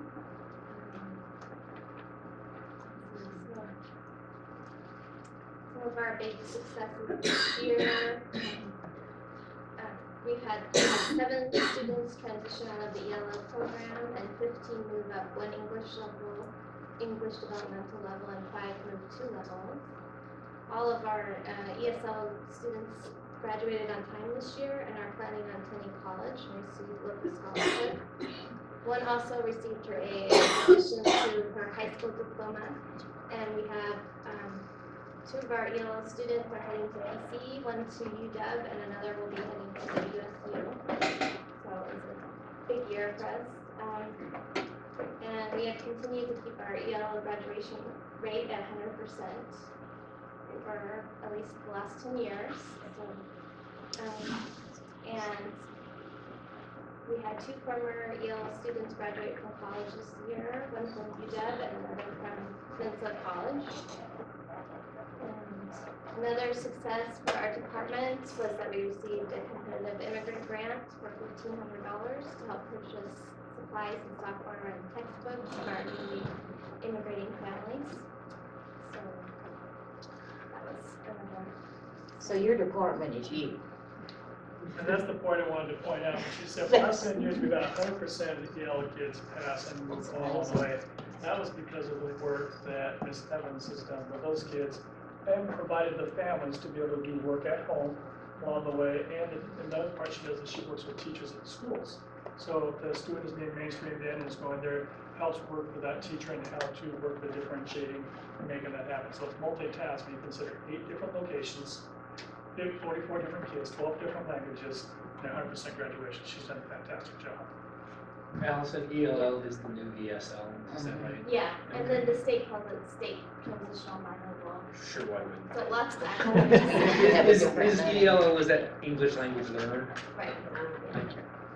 Also, MSP, SPAC, you know, we don't change them, we just Right, can't keep and our- education our going. Hey, it's 11 different languages. And our Different state acronyms. test is, was the WELPA, and now it's the ELPA, and it's changed, we've gone digital, so our, usually I bring up our test results for the year, but because of this digital change, it's a pilot, and we'll get that back in August, so we'll have the results to share in August.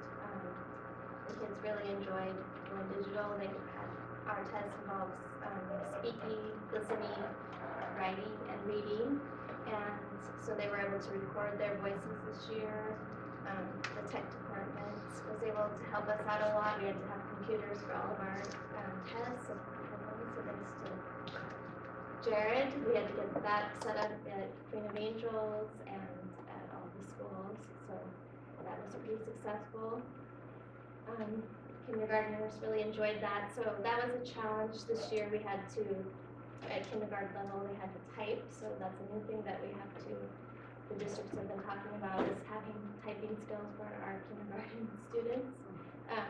And being able to use mouses, so I'm gonna have to incorporate that into some of my lessons, but they did fairly well, and so that's kind of exciting for the kids. Any yellow questions? So again, on behalf of teaching and learning, I just want to make sure, again, thank Allison for her job. We won't make her come back in August with the data. We'll put that in her Friday notes so you can see how they did on that piece, because she needs to have some time off and get rejuvenated. We'll continue to find some help to be able to get some more support for her. Hopefully DLD, you know, that's what she can do one job, not two, hopefully, in the future. It's gonna be a thing. Yes. Thank you for your work. You probably have to deal with me again. That's amazing.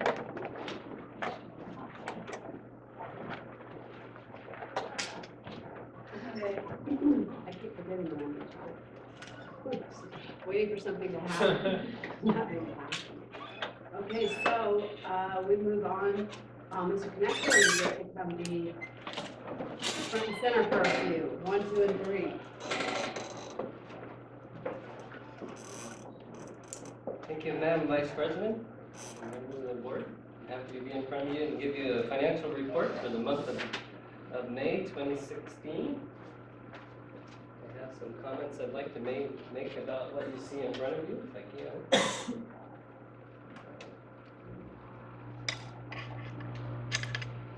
All right, let me use my fingers.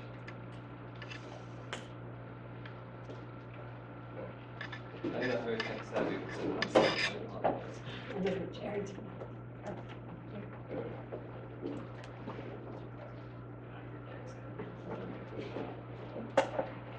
All right.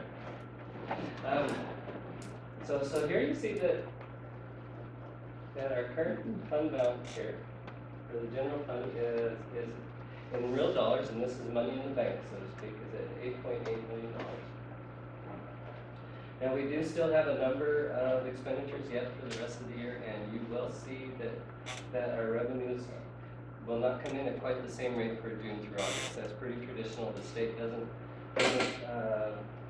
fund as much, pay as much during the summer as in other years. So I'm still predicting that you'll see that come down to about $6.5 million by the end of the year. That is, when I gave my mid-month presentation a few months ago, this particular amount here, 8.8, is a few $100,000 more than what I had originally thought. But there again, all that is kind of done on a projection basis. And so I still think that I'm I think we're still pretty well set to come in at about 6.5 million. You notice in the capital projects fund here, we have about $760,000 left. There are encumbrances, projects that we have that we're planning for the summer that the board had approved earlier in the year of about $370,000. So that really isn't incorporated in this table that you see here. So in the end, you could consider that to be about $427,000 at this point. And the rest of them are pretty much what we've always thought. We've got some money left over in debt service fund like we've always thought, the associated student body there, and transportation vehicle fund. No real surprises there from that standpoint. Any questions on that table? Okay. So let's go on to the next slide. So here we have in our general fund, we have some revenues and expenditures shown in the table here. And a few observations I'd just kind of like to point out at this point in time. So you can see that our revenues are about 78% there, a little bit higher than that. We are, with my presentation here, we are 3/4 of the year done. So very easy kind of benchmark here is normally you think that with the revenues we'd be at about 75%. So we're doing all right. That's kind of about where I would expect.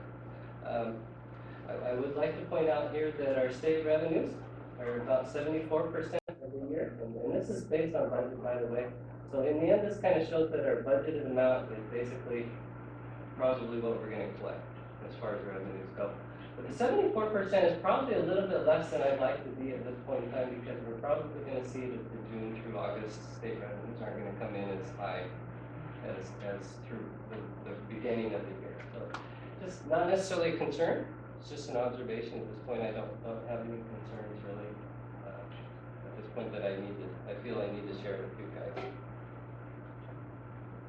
Our biggest property taxes are pretty much over with. October, April, November, and May are the big months for property taxes.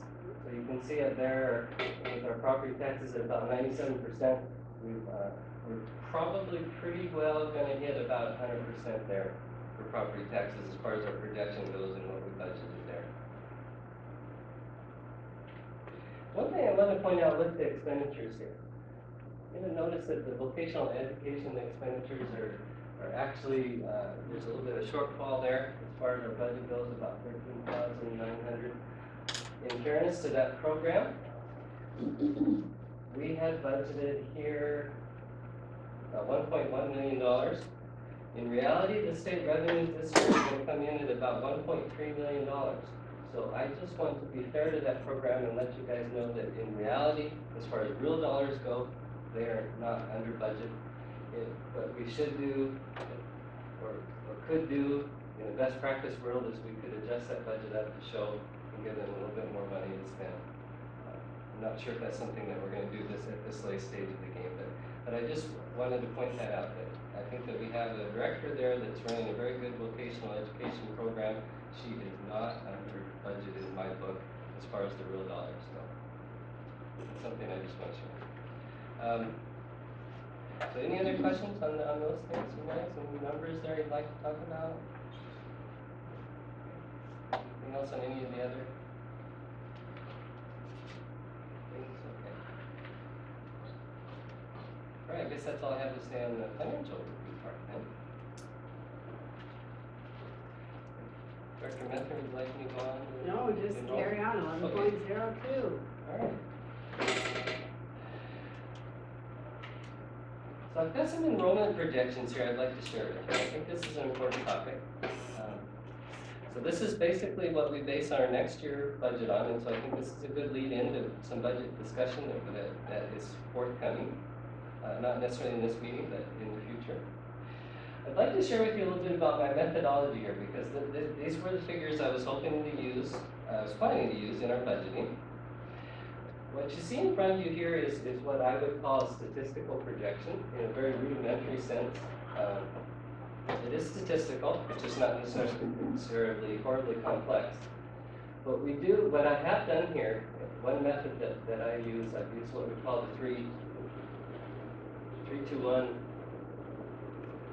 3-2-1 method here. What it basically does is it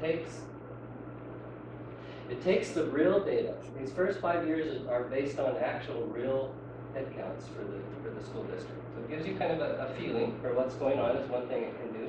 You can kind of see the progressions over the years. What we can do is we can actually calculate real changes here then between the years. So for example, here 292 in kindergarten, moving up to first grade, if you were to consider the fact that in a perfect world, the kindergartners that you have would move into your first grade for the next year. That's kind of called a cohort, as I understand it. But in mathematical terms, so what we can do is we can calculate here what kind of a percentage increase or decrease occurred there. So there's about 3 students different, for example, which would be of 300, that would be about a 1%, right? So there you can see how we have a change factor here that I put in that's a 1.01%. So then we do that kind of all the way through, and then we come down, and for our projection then, we smooth this out. We take an average. In my case, I took the last 3 years. That's why it's called 3, 2, 1, last 3. But I weighed last year at 3 times the previous year, so to speak. So it would have basically a 3 there. And the second year, then we weighed it 2 times, and then you take it just the 1 time. And then you figure out just a simple average. So it just kind of gives you a model to work with. It's not a perfect solution, but it has a logic to it. And this kind of methodology is well thought out, well considered to be fairly good way to do this in the business manager world. So with that in mind, in the end, I'm predicting that our average annual headcount, which is all the fluctuations considered throughout the year, I suspect we're going to end up with about 3761. So that's your bodies in the seats. So any questions on that? You want to go on to the next one? Go ahead. And this is what you're basing, what we're gonna be talking about at our special meeting? Yeah, so we'll translate this into some real dollars Okay. when we come into the budget. The headcount is more a perspective of how many people you're going to have in the buildings, though. Okay, so we're looking at space more than dollars. That's correct. That's the way I look at it anyway, from the business standpoint. Because in the end, our funding is based on this FTE, which I've used a very similar method here. It's exactly the same. I've just plugged in, instead of bodies in the seats, I plugged in the FTE that we've had for each of the 5 years, and then I've used that statistical modeling, and then I figure in the end we'll end up with funding FTEs of about 3,672 kids.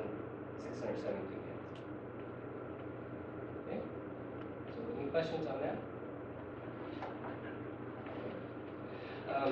This last one, I did this little chart. I wanted to share this with you. This is more of a reasonableness test to me. So the one thing I've done here is I've kind of color-coded the changes between the years. Now, so the reason why I kind of wanted to do this is I wanted to see if it looked like my changes were following up through the years. And for the most part, in my mind, that's pretty much happening. It also gives me a chance to then kind of look and see maybe what kind of grades might be affecting our change. So I'm considering, for example, in full-time equivalents that our change is about 94 FTE. But for the most part, there's some different kinds of factors in that. You can see the kindergartners coming up with about 20 more, 76 more for first grade.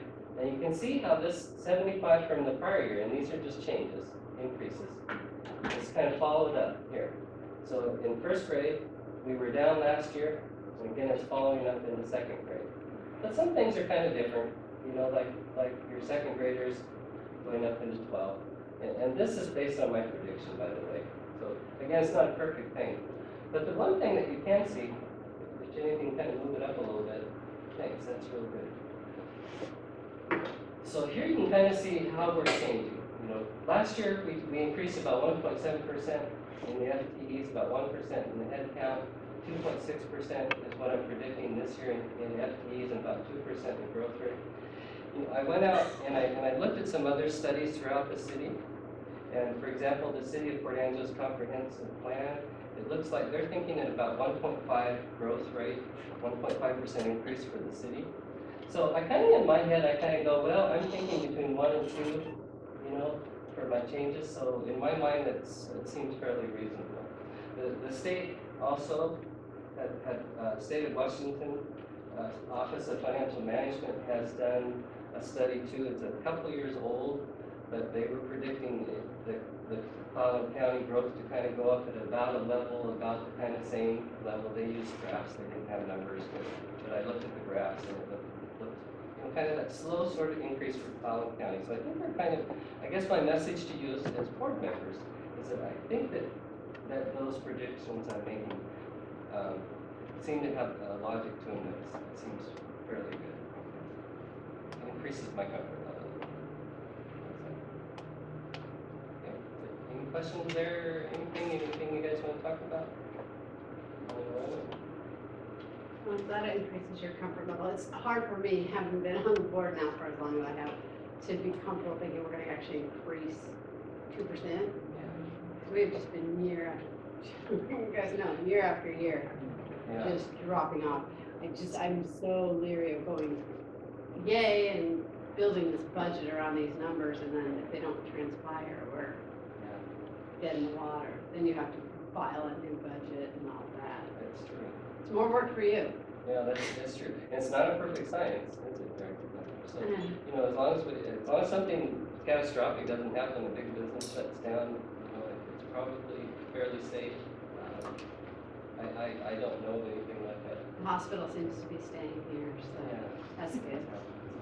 So I think, but it's true, that it's only the past few years that you guys have actually started to really grow.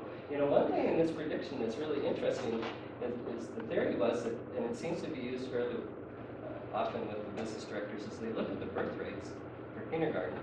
And so I had listed those on the one chart that I shared with you guys, and we had that 1 year where it kind of jumped, and you kind of wonder about that, but yet statistically, maybe that still works. So you factor in the birth rates from about 5 years ago, right? And you kind of figure, well, those are going to be our kindergartners. Well, they might move in between, but over time it smooths out. I think. But over the last few years, there's been an upward gradual turn. That's a trend. And the economy seems to show a similar and then what the other agencies in the city are also experiencing are a little bit of a spike. So Yeah, that's true. we're not alone. Just try not to be nervous. Well, I mean, you know, it could all change in a dime. We're not talking about a whole lot of people. So you wouldn't necessarily budget, you know, a 2% increase for budget isn't really a big thing. It's not like you're going to go out and build a school, you know, on 2% and that sort of thing. So it's just kind of a steady sort of increase and helps to keep our program, going. It's kind of my outlook. Yeah, it's not an insignificant amount of money if you're off by 50 or 100 kids. It's a good amount of money. You'd be $500,000 short all of a sudden. Yeah, it could be. That's You true. know. Yeah, that's a good point, which is a good reason why you guys very smartly have built into your policy stabilization, right? Yes. All right, any other questions? Thank you. Anybody else? Good? All right, thank you. Oh, yeah, I'm sorry, you're not One even last close to thing. that. You're going to the budget advisory committee. Yes, so in past years, I understand that this district has had a budget and fiscal, I'll call it, advisory committee. And so we'd like to start that up again. It seems to make sense to me. But my thoughts are basically that this kind of a committee would be strategic in considering the big picture. My thoughts are that I don't think the committee should focus on, for example, if one classroom is doing well financially, so to speak, or this kind of thing. I don't swim up and down in the trenches in that respect. You know, as to why one department or school might be over budget. But I had wondered if this made sense to you. Part of what I'm asking, I guess, is your feedback as to whether or not you'd like this to happen and what you would like to see such a committee do. I guess that's what. This is a planning committee. I think, I guess the director would be interested in bringing this together 4 times. The thing is that you don't get to go away, you stay with this all next year. So it's an advisory committee board, two board members on this, with directors and teachers and so on, with the idea of gathering as much data that we possibly can to ferret out what are those trends, where do we want to put our money, what are the recommendations, advising the board. So it is a lot of work that you're going to do next year, but it also it's needed work because you want to be able to think in terms of being strategic where you want to put some of those help. Chuck was talking about a classroom at the high school that may need some help. Brianne's talking about I'm up 578 students in special ed. But those are just all issues. The underlying thing is where is the money coming from? How many numbers? Will enrollment drive attendance? Will it drive programs and so on? So there's a whole bunch of things that committee will have discussions on. In the past, it's kind of been sometimes, and I've been involved in committees where committees get in there and they start cutting up the other groups. It turns into a fiscal war. And I think there got to be some ground rules on what are the expectations that the board really wants from that program. What's the vision? So, yeah. I guess I can speak to, because how I got involved in the district at first was on the fiscal advisory committee. I was just a, plain Jane human out there doing, but the business person would come and say, okay, we have to cut a lot of money, and how are we going to do that? So that was our whole focus was, okay, well, if we cut, the counselors here, that's how we lost all of our counselors, that's how we lost all of our librarians, for those death by 1,000 little tiny cuts. And so that was our job, was to say, what can we get rid of? Now we're, I think, in kind of an enviable position where we can start saying, well, how do we want the district to look going forward? So we put some principals on there, we put some community members who can now say, oh, well, look, we could either have a nurse in every school, or we can have, smaller orchestra class, whatever it ends up. We can bring back librarians, actual librarians or something like that. Those people will be able to sort of advise us as to, we think this would be a good way to put any of that extra money. So it sounds like you're not going to be able to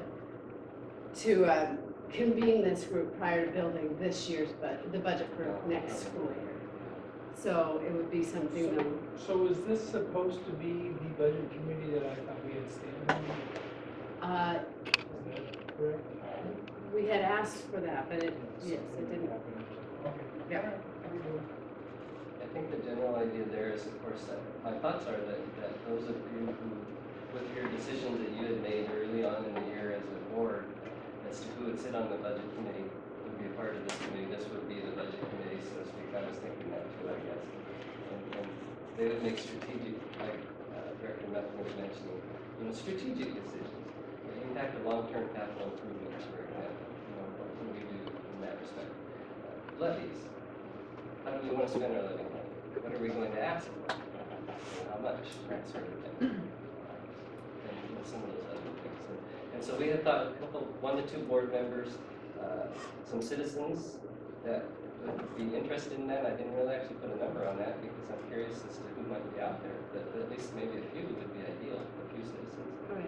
A couple of the principals, high school, middle school, well, not necessarily middle school, but elementary, high school, or middle school, to sit on there, and then directors as appropriate. Being cognizant of their time, I wasn't necessarily thinking that the directors of the district would need to be a part of this committee, but as we were discussing things that involved them, or when the budget was being set, it would be good for them to participate. We tend to go to committee meetings as observers, not really weighing in.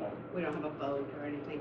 The only thing I would really caution that we don't turn into, that this committee doesn't turn into a bond committee, because I think that's a different conversation.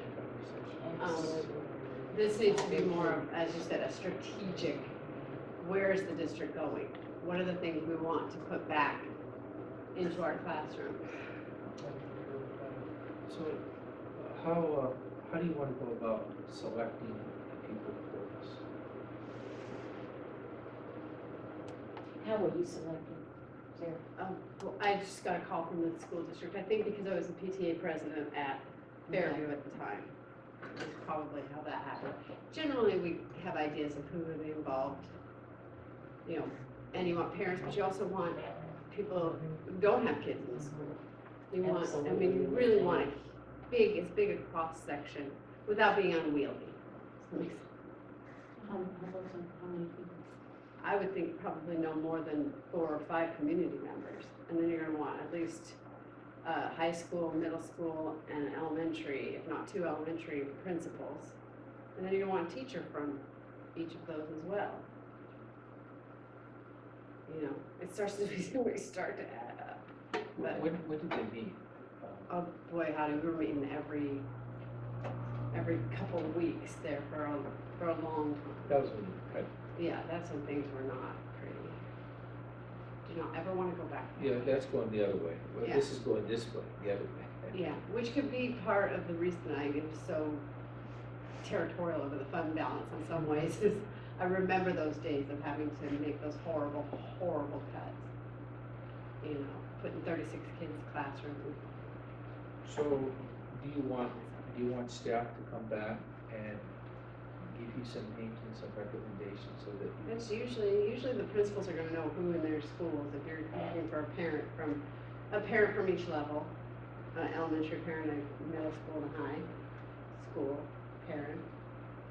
And then you go to Rotary, I mean, you've got, you know, lots of doctors and medical community, I mean, there's lots of, yeah. And I'm not saying that I don't think that anybody from a bond type committee, I'm not saying we shouldn't have those people on there, but we've got to make sure it doesn't turn into a bond committee. Okay. We have that too. So these seem wonderful suggestions. If you guys have people that, as you talk to people that seem interested, I'd love to hear from them. We'll put together a draft. That's how it's been done, yeah. Sounds good. All right. Thank you. Thanks. All Steps in a good right. direction, thank you. Okay, so now we're going into action items. Look at us go.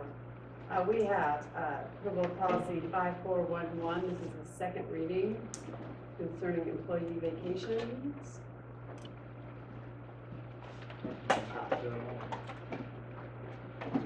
This is our second reading, isn't it? Correct. Yes.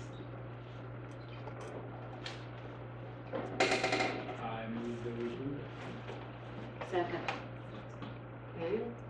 Any discussion? Any discussion? Hearing none. All in favor? Opposed? It's a unanimous vote? Oh, and abstentions, you're right. Any abstention? All right, so that's unanimous? All right, so that's gonna move us on to 12.02, approval of Port Angeles School District Secretary reclassification, Mr. Harker.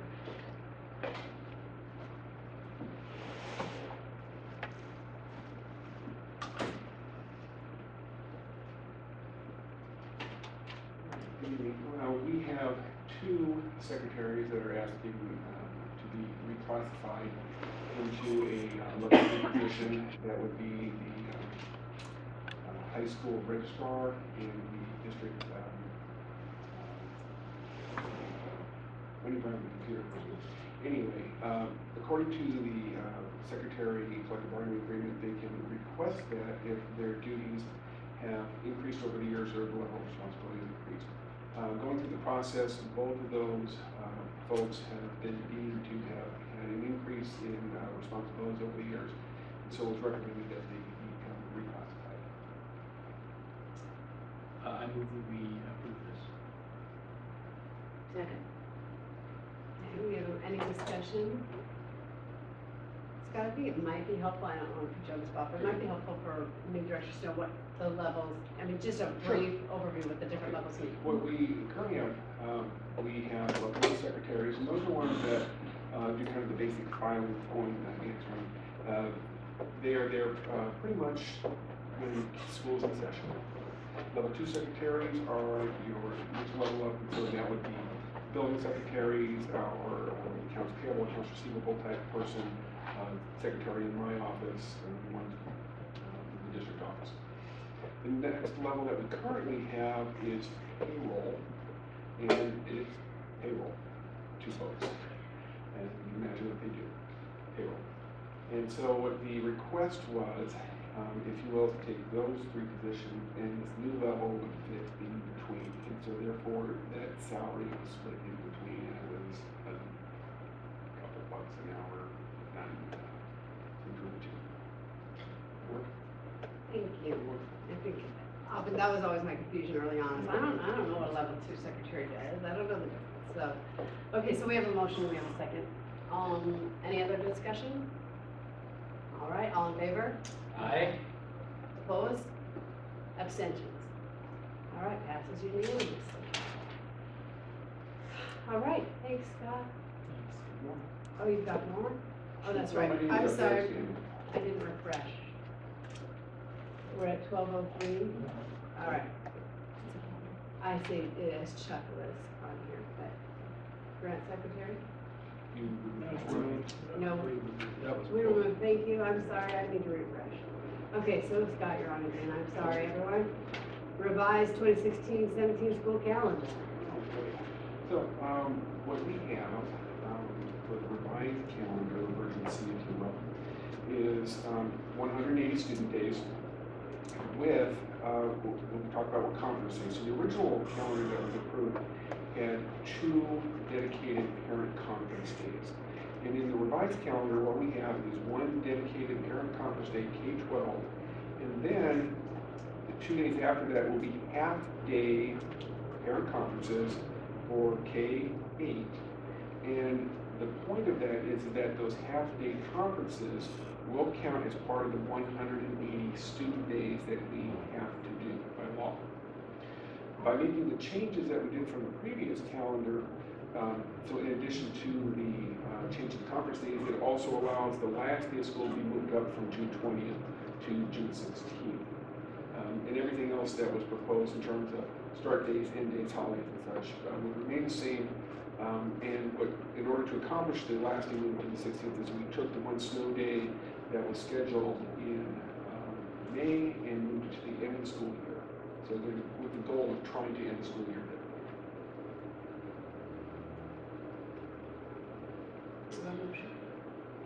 I move that we approve this calendar. Susan second. Any discussion? Susan second.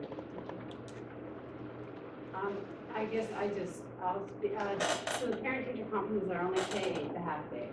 So the high school will go full days? High school will go full days, and then was having conversations with them and with transportation, because the trip is the Wednesday. And so because of transportation, what the proposal was is to not do a late start on like the Wednesday, to make the buses a lot smoother. So that way there's not a late start for high school, early start for the elementary. They get done early. So that's Okay. We're going to really publicize that day. it's ready to go. Okay. Okay. Those are always the saddest Wednesdays. So sad. Anyway, okay, so I have a motion and a second. Any further discussion? All in favor? Aye. Aye. Opposed? Abstention? Passes unanimously. Thank you, Scott. All right. So now we go down to 12:05. Oh, did I miss it? No, okay. Oh, 12:04, I apologize. I still haven't refreshed, okay. So, Mark, you want to explain this one? My sense is that this goes back to when we passed the policies. Board member is basically not signing the policy. Not changing the vote, I understand, but it's just he's not going to sign on. I asked for this to be brought back, again, another parliamentary consideration that after I signed the ethics and the operating principles, I had noticed that Director Schoffer had added, handwritten an addendum, an addition or something to the policy. One of the ones referencing another attachment, another document that she prepared that wasn't brought up in open session. Essentially, as I read it, the parliamentary procedure, as I read it, making an amendment to an adopted motion outside of public session. But we need to bring that back and either vote on that amendment or discard it and not have it be part of the signed document. And that's basically what we're doing. So we can't, in our practice, as a policy, if you sign those policies, you can't add on to it. Or what you can have is every time somebody says, I'm voting for this, and then a board member writes, so you can't do that. And I talked with the director today, and she understands it. Is that right? I think, Yes, but the statements that I was referring to were discussed twice, 2 board meetings. And they were before on board docs for everyone to read after I discussed the statements twice. It wasn't something new that you didn't know about because it's 2 board meetings, public meetings, I discussed it. So it wasn't anything new. Yeah. And an amendment is something, Black's Law Dictionary defines amendment in legislation. It is a modification or alteration proposed to be made in a bill on its passage or enacted. In law, my opinions do not correct, change, add to, subtract from, or update content on the policies. Neither does the statement I wrote on the policies change anything about the policies. So this is not new information. And I did not know that would cause a problem what I wrote because I had already discussed all that twice. Right, but by adding them in writing on the document, And next so to our, they next to our document, signatures. but I did not ask You for made the an amendment, attachment. you made an amendment. It's not, It is. well, I an guess amendment. it's a difference of opinion. I don't think it is actually, because these are, I know sometimes it doesn't seem like it, but these are actually legal documents that go on file. And if we all, just because I talked about it in an open session, so I write all over it something else, I sign this under duress, or I'm signing this even though I don't agree with it, that substantially changes whether or not I would like to sign it. I understand that part now. I didn't think Okay. about that part. So I'm just saying, these are legal documents, so I'm gonna ask all of us to Yes. see them as such. Yes. They're not something that we can just sort of add to, whether or not you talked about it in public session. At that point, if you had your disagreements, which it appears that you do, and you wrote that on the document, then don't sign it. Yes. And those disagreements are recorded. So the minutes are recorded. There's a record of anyone that says, well, I just don't feel good about signing this. That's recorded. It's recorded in the record. But when the board votes, yea or nay, that's all we're going to record. And then it goes on to our policies. And then anyone who look at our policies via the internet, and that's what it's going to show as our policies.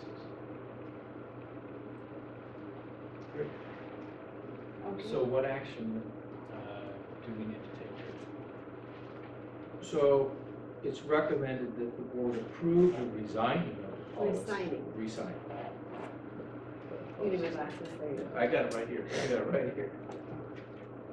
So we're just going to resign the policy. I move that we, what was the recommendation? I'm sorry. To resign the policies 1009 and 1010 as voted and approved on the May 26, 2016. So we don't need to make a motion here, we just need to Resign. And we have those documents that we need to resign. All right. But it is an action item. And the other thing that I'm going to have to say is, I'm assuming based on what was written before that you would like to change your vote.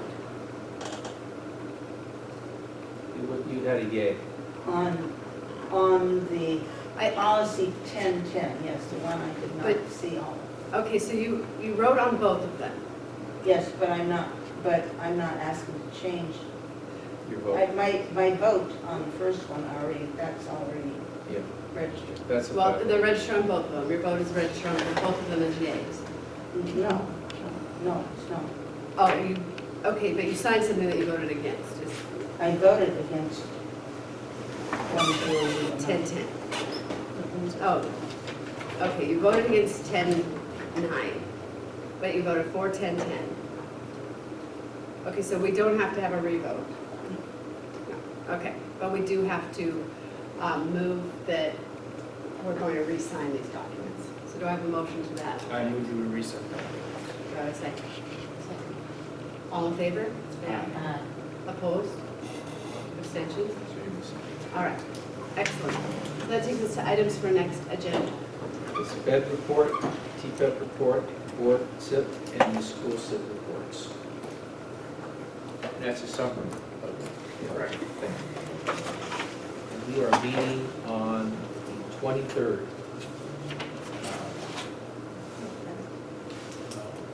We're meeting on July 14th. And the 7th. We have a special meeting at 7. We have a 7th, sorry, 7th, I don't know what, now you got me confused. I have one more question, because Director Kelly is not here, but she has voted on this, I'm going to sign in the vice president's spot, and then you can ask Cindy. She can sign it, okay, because we didn't, okay. I just want to make sure I'm doing that right. Okay, excellent. So then I guess we will, oh, you have more? No, just confirming that we're meeting on the 7th of July at 6 p.m. Yeah. The 6 budget, p.m. and where? central services. I will try to Okay? And that's the budget meeting? Yes. And the 14th is regular meeting? Yes. And where is that? I believe that's also at central CSP. services. And what time? That one will be at 7 if we don't hear otherwise. We don't have to have an executive session, it'll be at 7. Okay. And the budget, by law, you have to have 2 budget meetings prior to certain dates that are advertised and open to the public to come see the budget. So this will be the first of those 2. And when will the other one be? When does that one have to be? Like maybe in probably the end of July or August. Yeah, I was gonna say early August. Yeah, my early memory. August. You'll have it. When's the budget due? Well, technically, you have to adopt the budget by August 31st, as far as the final budget goes. There's a draft budget that's supposed to be due to the public by July 10th. But that's a draft budget, and then things can be changed. Yep. All right, are we done? You have anything else? All right, then I adjourn this meeting. Are we live on channel 21 now?